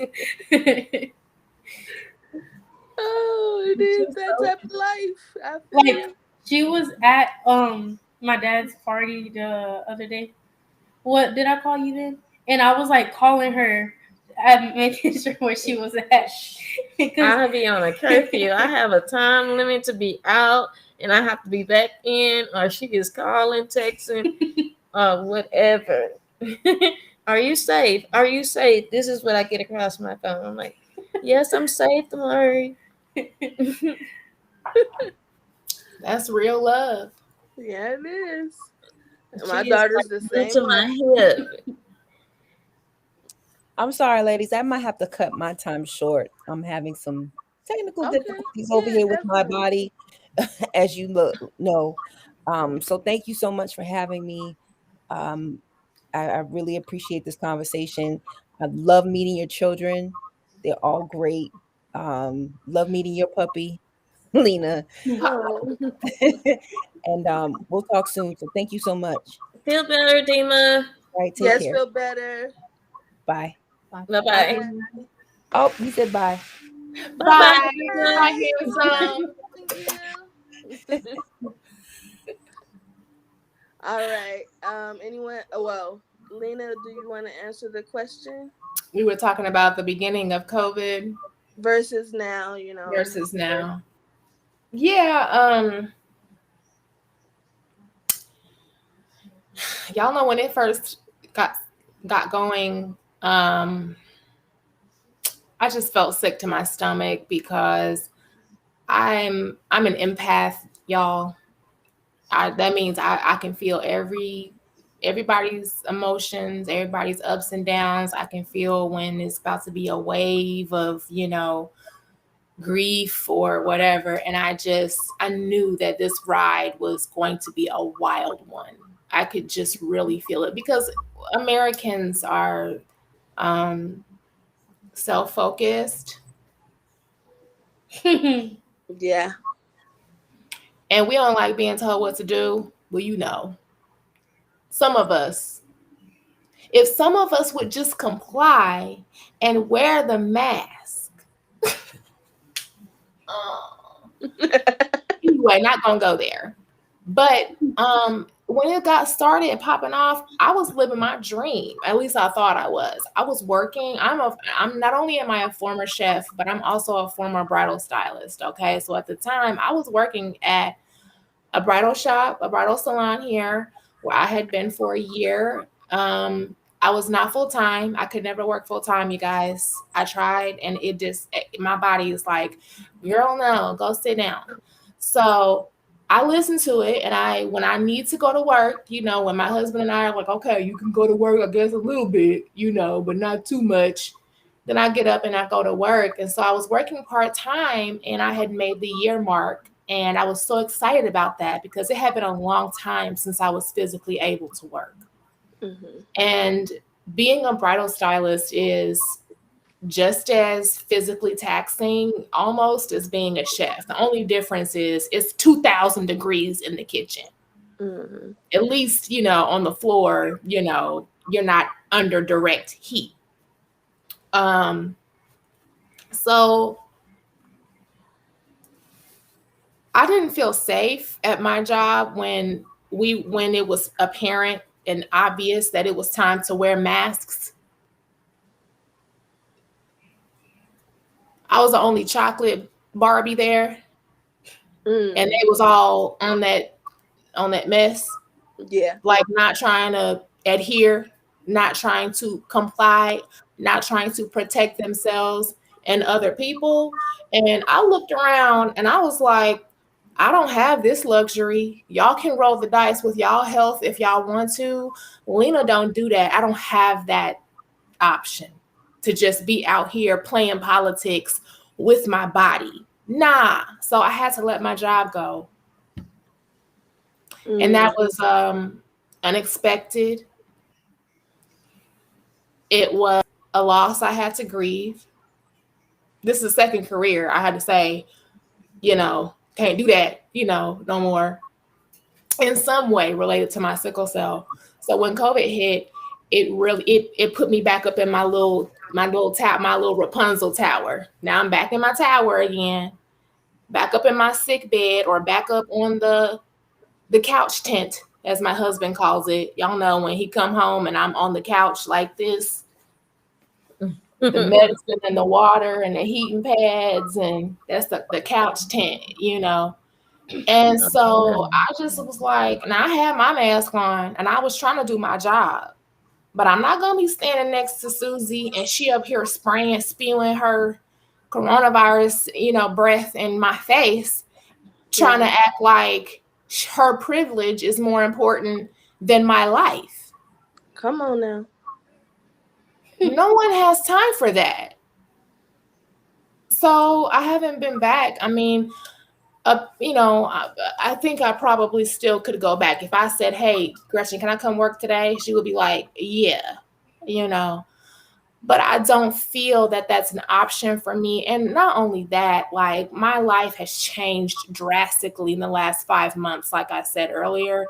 And so I just don't see me working for her or somebody else like her again in the future. I don't see that for myself.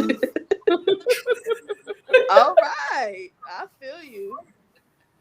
Yeah, when I mean, I'm just, I'm being goofy, but y'all get what I'm trying to no, say. no, I Yeah. totally get you. Because when I was working in the restaurant, we had two sides, and this lady came in, and first of all, okay, you wanted to wait for your food, and we have like chips and stuff there, so she was eating chips. Okay, that's fine. But the whole restaurant, and that's what I loved about where I worked, they weren't caring about what nobody was saying. We was probably one of the last restaurants to open our dining room back up. We were like extra safe. I worked in the kitchen, and I didn't have to, most of the time I was not required to interact with customers like the rest of my my coworkers were. And so um the little interaction that I would, because there would be some people that wanted to speak to me, oh, the food is great, okay, great. But then there was times when we were kind of short staffed and I had to help out, and this just happened to be one of those days. And she was one of those people with the privilege. And so she's eating her chips, but she's like all the way in the front where we are, where you don't necessarily have to be.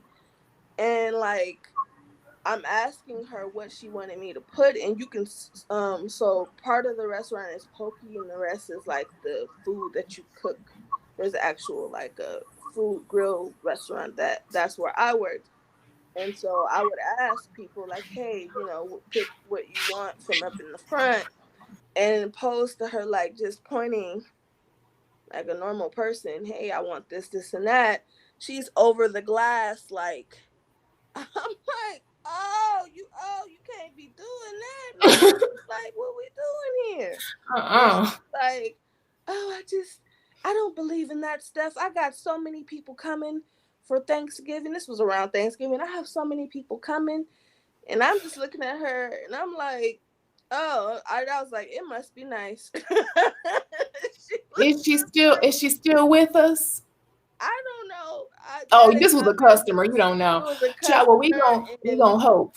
We gonna hope, right? look, Because this has been sickening. Watching this much death has been yeah, sickening. Like definitely. America is just we need a healing, okay? We need a Yeah. kumbaya, okay, of the spirit because it Mhm. is not okay what's happening right now, right? It's like Yeah. your privilege ends where my life begins. I think I'm that's a battle for us because we have so much like when people look at it, it's just like you say, it's a privilege. Y'all don't get the black hand of my health is on the line and my outcome may be different than your outcome. So no, you don't want to wear a mask, but at least think about somebody else that I mean, I'm sure you got somebody in your family that might have some sort of health issue, whether it not be sickle cell.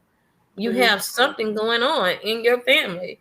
Be Yeah. considerate because at this point, it's not even necessarily the ones a lot of people who have pre-existing conditions that are dying. A lot of people that don't have pre-existing conditions are ending up. I've seen young, I've seen old, I've seen middle age that have lost their fight because of this disease, because of this virus, and you still complaining about wearing a mask? It's just a piece of cloth. Like yeah, what and you I think can be that's is yeah. is what? It's ugly. Okay. Let's different reward, design. risk, reward. You know, we You don't know like what's more important? and the thing I think I can say for everyone who has dealt with sickle cell for the most part, um, we know how to not get sick. Like we're germaphobes by nature. I think I'm a Right. little more germophobic than most. So so that's that's a thing in my household. Like you said, with the Lysol and everything and the disinfectant, that was my life before COVID. So imagine Exactly. how That's it one kind thing of I was always like, say. okay, we up Yeah, here. because we We used to wear a mask Like before people, COVID. people, you complain about Lysol and hand sanitizer. That to me made me feel like you weren't doing that in the beginning, and that's a problem. because they right? weren't. No, Because That's a they problem. weren't. You need to be Yeah, washing your hands. they but You no, weren't. should be. And they Uh, don't. Still. they ran out and got that tissue though. they Oh went yeah. and I Yeah. didn't understand it because this is my thing. This is my plight on the tissue. Okay, I don't get how someone or people can think that what where are you going with the tissue if all goes to hell? Because the water's not going to work to flush the toilet. So where you going to put the tissue at? I mean, They're that was not my thinking. whole argument They're with not like, thinking. Yeah, the people that rush to buy up stuff and hoard things that they aren't really going to need, those types of people are the same types of people that don't wash their hands, the same people that don't thank anyone before they eat their food. They don't say grace because ain't nobody up here. mm-hmm, yeah, It's not about the mask. It's not about it being a piece of cloth.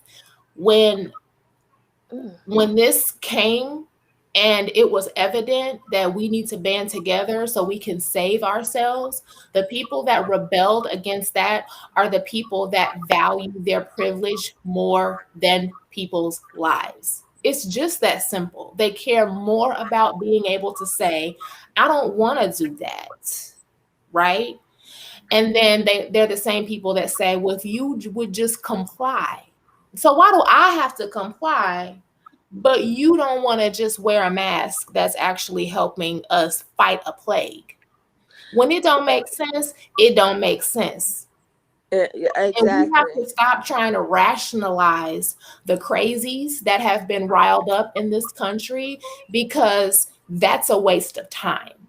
We do what we know is best, which is wash our hands, okay? Sanitize, like we've been doing this whole time. Sanitize, okay? Clean our homes, be safe, wear the mask, okay? Whatever type, okay? We have to do these things to protect one another. See, we're the type of people that are we're communal. We like to lock arms and be a village. Mm-hmm. I'm so grateful for that part of it because honestly, my speaking on the children, like I have two nieces and a nephew, and my niece and my nephew, they both have the trait, but one of my nieces, she doesn't. So they know that I see my nieces daily. Like I have to talk to them every day. I see them, every day. Like we literally live like 5 lights apart from each other. Like we're steady in each other's lives. So my sister-in-law gave my nieces and nephews like the option, like to go to school.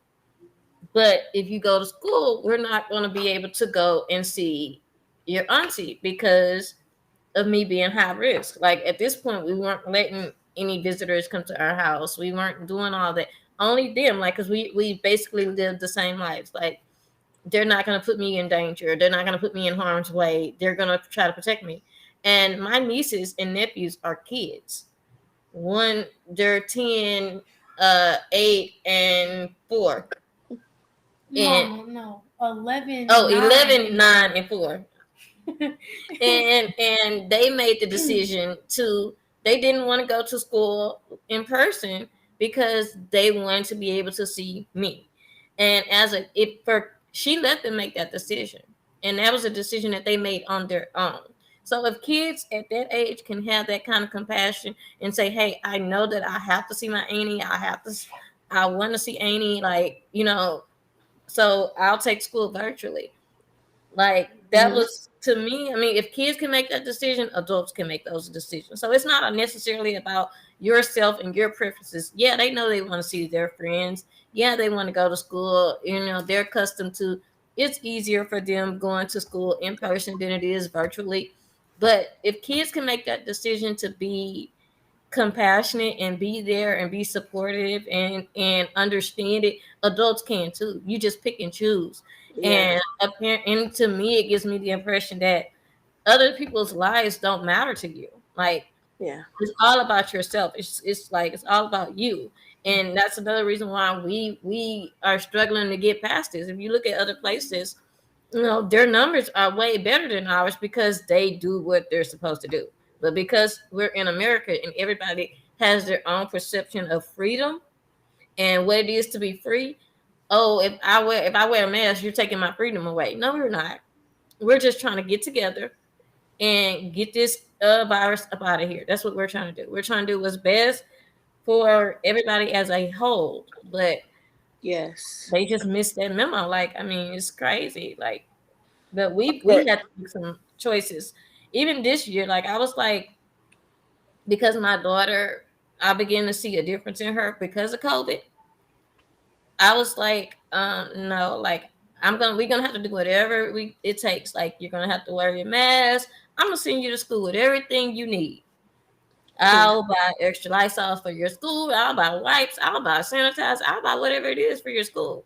But I had to make a sacrifice and say, hey, well, you're going to go back to school this year regardless, because I don't want you to be behind because of this. But like, so now she's back in school, and And we're I just don't eat doing, at school. yeah, she won't even eat lunch at school because she doesn't want to take her mask off. I wish you could talk to my daughter because I would make her lunches, and I ain't talking about like just the bootleg, whatever. And she gets Rice Krispies, fruit cups, fruit roll-ups, fruit snacks, I'll take all a sort of snack, but I everything. The won't only thing eat. I don't buy is Lunchables because I just don't believe in buying Lunchables.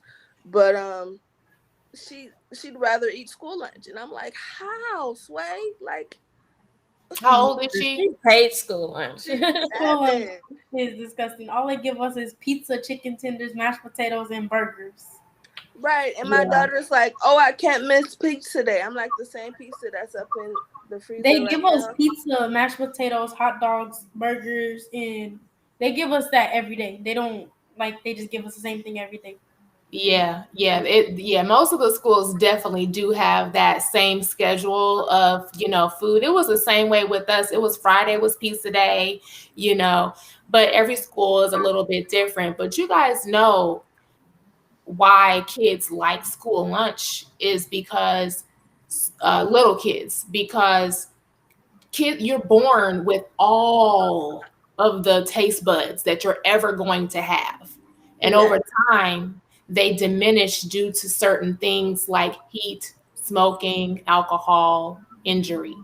And so young children actually prefer those bland foods like at the lunch counter. They prefer that, the plain hamburger, just the mac and cheese, just the fries, just you know, they prefer that because their palates are super, sensitive. And that's why we really should not give kids super sweets, like for sure, especially our kids, because their teeth are prone to a little bit more, care, and stuff like that.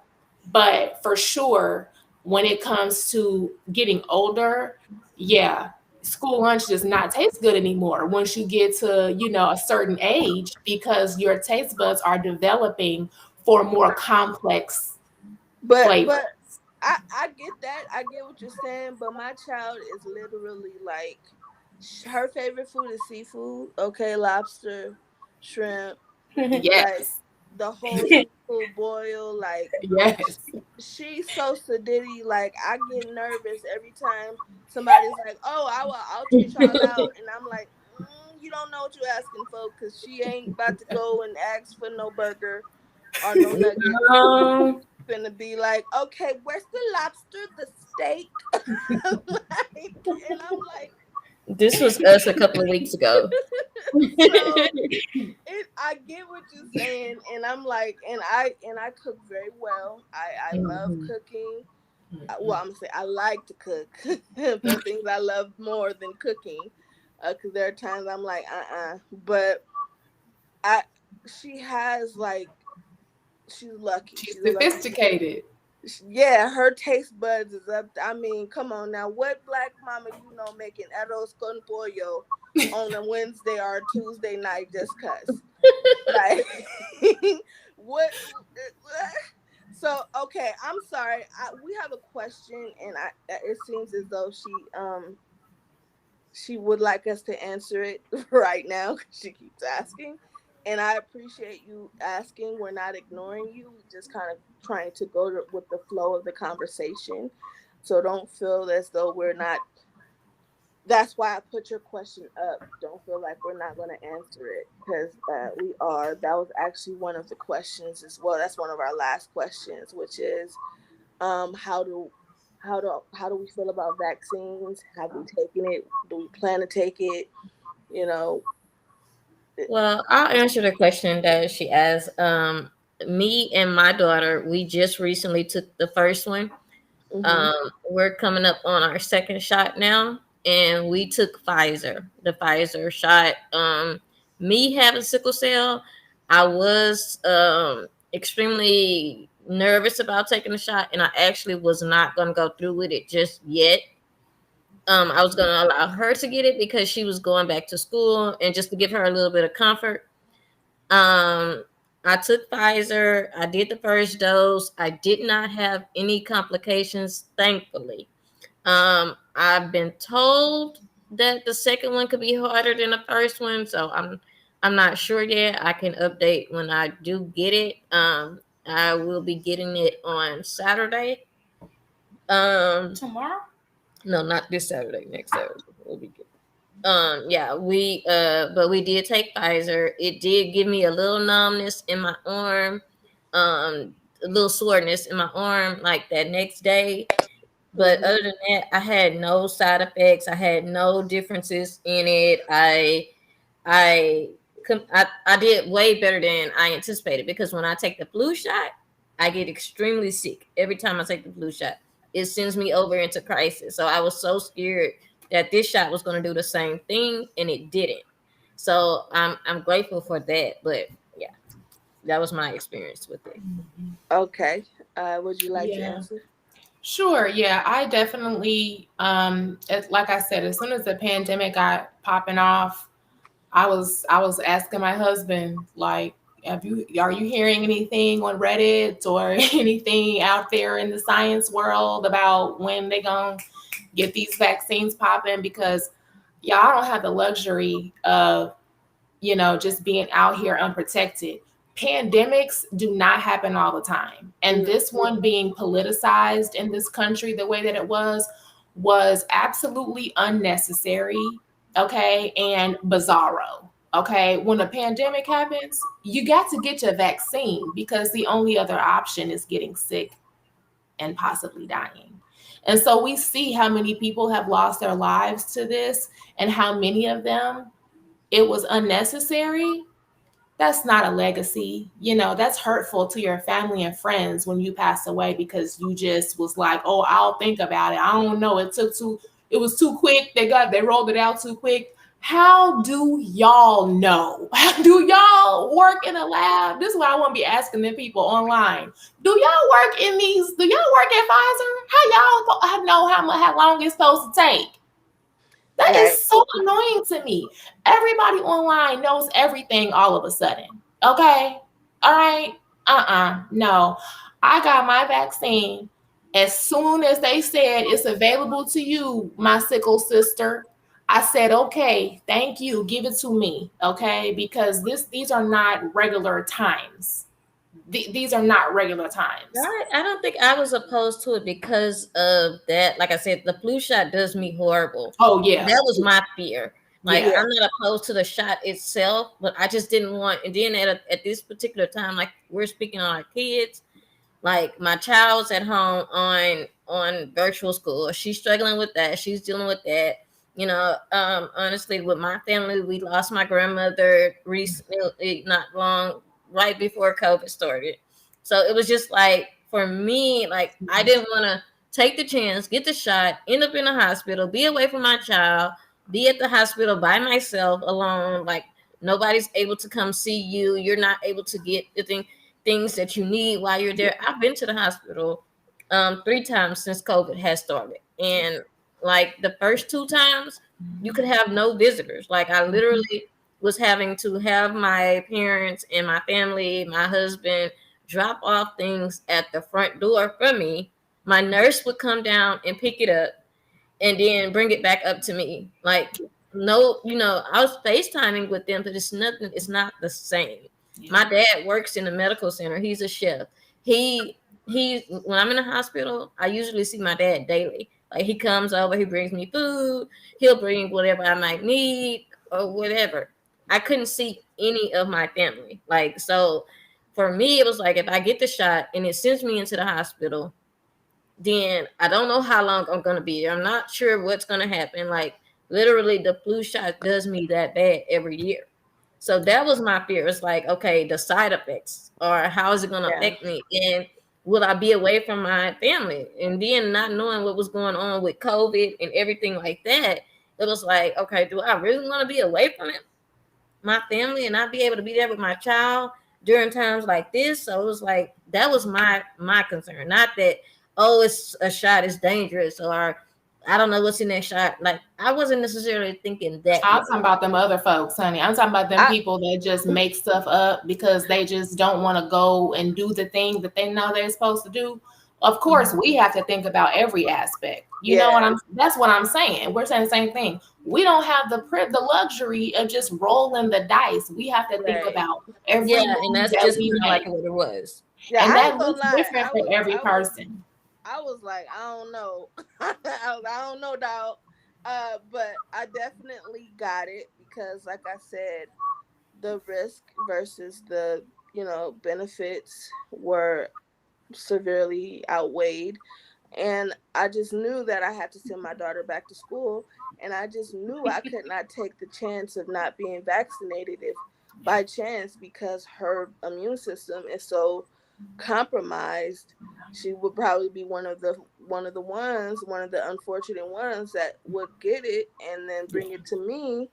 And then if I'm not vaccinated whatsoever, and I'm gonna be in a very unfortunate situation because I'm it. Like my daughter and me, we don't live near family anymore. We live in El Paso, Texas, away from family, away from friends.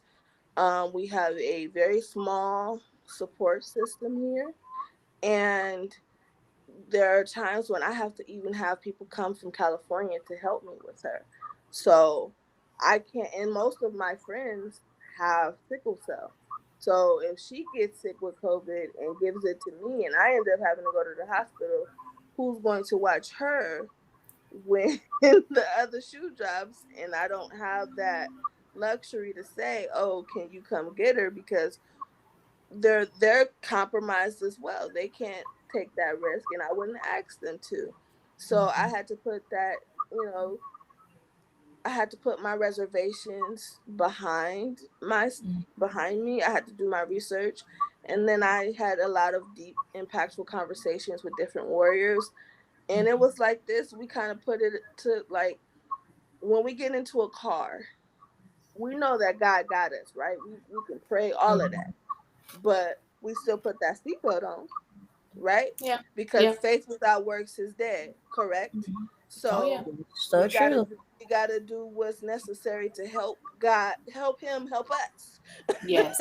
Yes. so Yes. so that's how I had to look at it. Like it's just like as if I need a seatbelt when I get in the car. That's the first thing I do. I click it. It ain't cause no ticket. I don't care about no ticket. It's because the smart Your thing to safety. do to protect myself is to put that seatbelt on and let God take me the rest of the way. So I had to look at it like that, and I took the Moderna. I took the Moderna, And I actually, so when I first took it, it put me down for like a good 9 days. I was like, the first shot, I was like, oh no, what is this? Like, Really? I was That's very, what I was afraid of.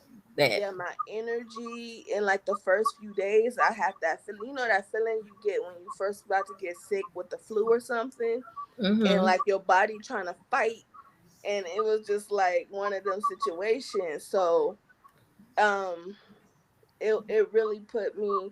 It scared me a little bit because I was like, dang, like, and this the first shot. Like they keep saying the second shot worse, and so when it came time for my second shot, I actually had to end up going to the hospital. So I couldn't get my second shot. And it was a whole big mess. My doctor was supposed to save mine. I made an appointment. When I got out, they gave it away. It was just a lot. So, with that being said, it literally took, I got my first shot in May. I was supposed to get the second in June. From June until this Tuesday, I had the craziest time trying to find a Moderna shot anywhere in near me in El Paso. So That's so I crazy. I know, right? So then after a while I was like, well, maybe that's a sign, like, all right, just cool out until, and then I went to my doctor, and I went to my hematologist Tuesday, and I didn't know they even had the shot at the office. So I go and we're talking. He's like, "Oh, are you fully vaccinated now?" And I tell him like, "Well, I got the first one, but I couldn't get the second one." And I told him the same. I'm like, "Well, maybe it's a sign because I can't find it anywhere." And I have looked, like, trust me, I was really trying to get this shot. And so I was like, I just gave up. And so he was like, well, I don't know which one we have, but I'll check. He's like, you could like take both. I'm like, look, let me tell you something. I'm going to take the one I took. Like, I ain't finna do no mismatch, Mm-mm. 'Cause Moderna, Pfizer up in this body. Not me. Because I ain't with none of that smoke. So just thankfully, his office actually had the Moderna.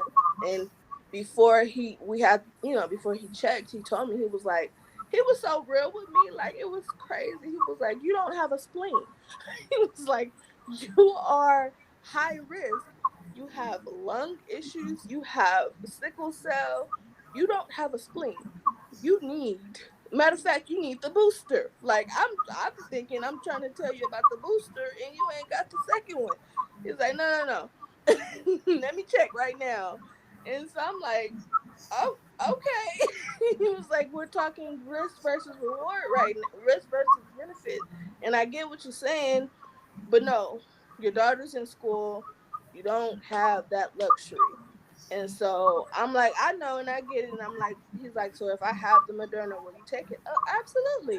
He's like, "You want it in here? Where'd she get it at?" He was like, totally no, that's serious. good. That's good. He was like, "I'm not playing with you." Yeah. Like, Yeah. so Yeah. I got my second shot on Tuesday, and I have been very, like, as far as energy, it's crazy right now. Like, I've been doing a lot of resting just because I don't want to put my body into too much of a compromised state. Um, but I not nearly as bad as the first one. Like, I didn't feel like I was fighting something off. Like, I feel like my body was like, "Oh, okay, you again, square up." Like, it was like Prepare ready for it. this time. Yeah, so that was the good thing about it. And so far, like, I had the arms was sore, but I it's better now. It's Friday, I got it Tuesday, that's 3 days. And I feel like even my energy is increasing, and within 3 days being better versus it took a whole 9 days last time. So I go back for my booster, I think at the end of this month. And I'm cool with that because I know that is the right thing to do for myself and for my child. She is only 7. she can't take anything as of right now. So I have to be, hyper vigilant for the both of us, especially knowing that I am her person, you know, and I can't, so I'm prayed up, prayed out, and I got this little vaccine. And so, I That's did my job. you just putting forth the effort. That's all that. I mean, that's doing your part. That's all you can do. Yeah. Yeah. So I hope that answered Latoya's question. I apologize that it wasn't as quick as you would have liked it answered, but I mean, I I feel think like we, I think we were about 10 minutes too late. Her patients left before we were able to get to it. So, I mean, it happens, you know. I mean, you can, if you're not here, you can always come back and watch it. Yeah, she can come. First. She'll come So, back. Yeah. there, Yeah. I think we gave a great description of what we took, how we went about it, what the Yeah. outcome Now, was. yes, I was going to say when I got mine, I did not have any of those symptoms. I heard that some people, and I think it was the Moderna. I had the Johnson and Johnson. They were first to offer it to us sickle cell patients here where I am. I'm here in the Midwest. And like I said, to me at that point, it didn't matter which one it was Hmm. because talked about it with my doctor. I spoke about it with my husband. I prayed about it, and then I just went ahead and did it because I knew that every day that went by, it was more of a chance of it getting closer and closer. And it still feels that way because of all of, the madness that's happening, right now, in Florida and other places where it's really running rampant, especially the Delta. Texas. And they said that the Delta is like,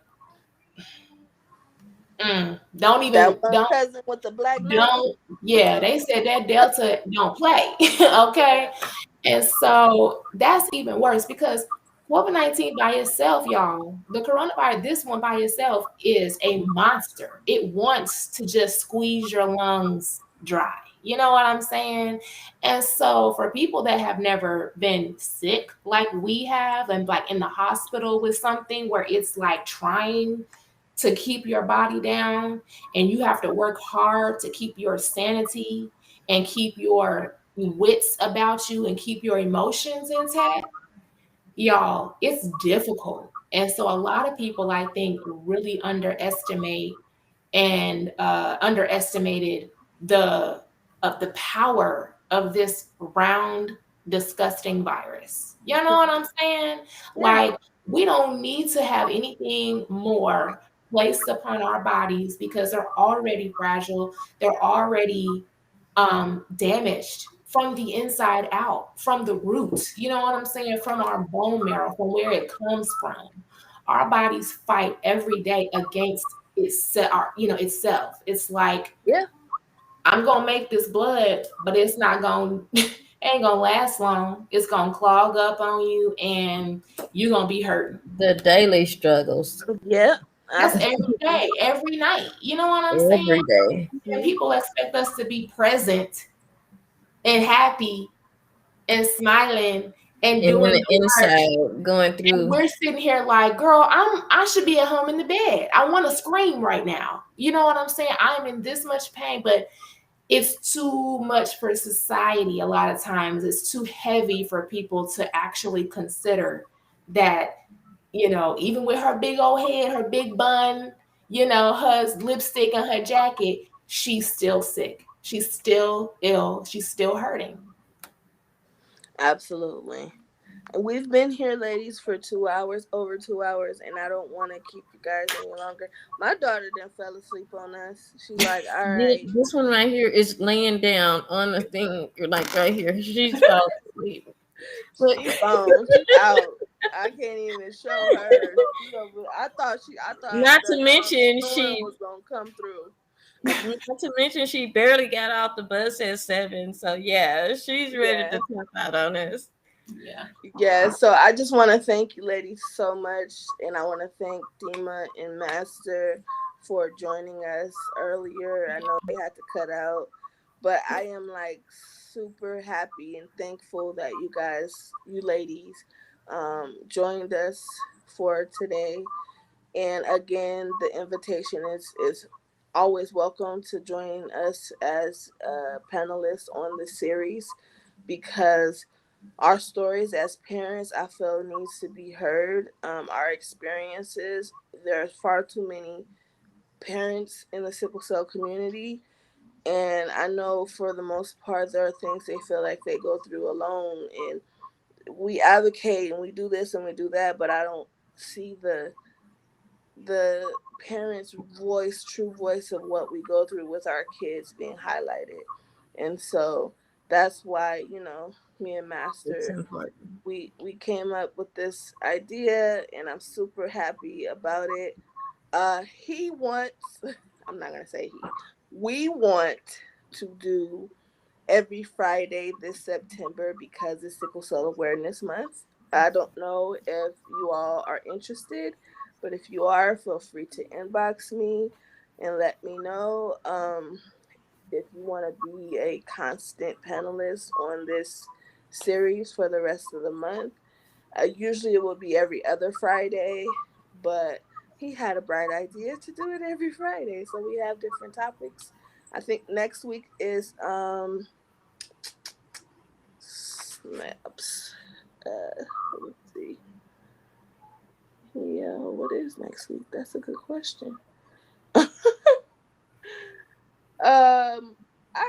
I will. Let me see this right here. I know this Friday, I won't probably be available this Friday because mommy duty calls. So I won't be available, but the rest of the Fridays I should be fine. I'll be available too. So Okay. I'll try to get on Friday, but I can't promise you that. We have camping. So I don't know how it's gonna be out there. I don't Yeah. know. So No, I totally understand, and I will try to. We'll try to make sure. I think what made it go over a little longer this time was for some reason my computer didn't want to work, and my iPad was like, "I got you. Let's go." So tag usually it's me the in. other way around, but I'm not mad because the iPad came through strong. Okay. Right, clutch. Put me in, coach. Yeah, Right? that's exactly what happened. So, we're gonna do topics like relationships, friendships, stuff like that, how to maintain it. Just, we'll get into it. And if there's anyone who's watching who would like to be a panelist within the next upcoming shows, please let me know, because this is not just our experience, but the sickle cell experience. So it's for every sickle cell patient who feels that they want to voice their experiences, especially parenting for this parenting series. So yeah, with that being said, is there any last words that anyone want to say before I give my positive words of wisdom? Can I just say hey to my nieces and my nephew, Natalie, Nicole, and Junior? They're watching and they're like, "Hey, Annie." I'm like reading their Oh, comments. okay, hey. I just want to say that I'm super happy to be here. I'm super happy to be able to shine some light on sickle cell any day of the week, any time of the day. And I'm happy to meet other successful warriors and successful parents, because y'all are doing it, and it makes me know more and more every day that I can too. And so I've been trying to string together as many good days as I can, because for a long time I lived in the negative, and that does not help anything. It doesn't help your mind, your spirit, or your body. And so now I just want to share positivity and affirmation and love to anyone within the warrior community. That includes caregivers and medical professionals, family members, anyone that has had to help a sister out, you know what I'm saying, when she was hurting or something like that, thank you. Thank you. Awesome. All right, everybody. Again, thank you for watching. Tune in for next Friday's show. Until next time, start where you are, use what you have, and do what you can. Peace. All right.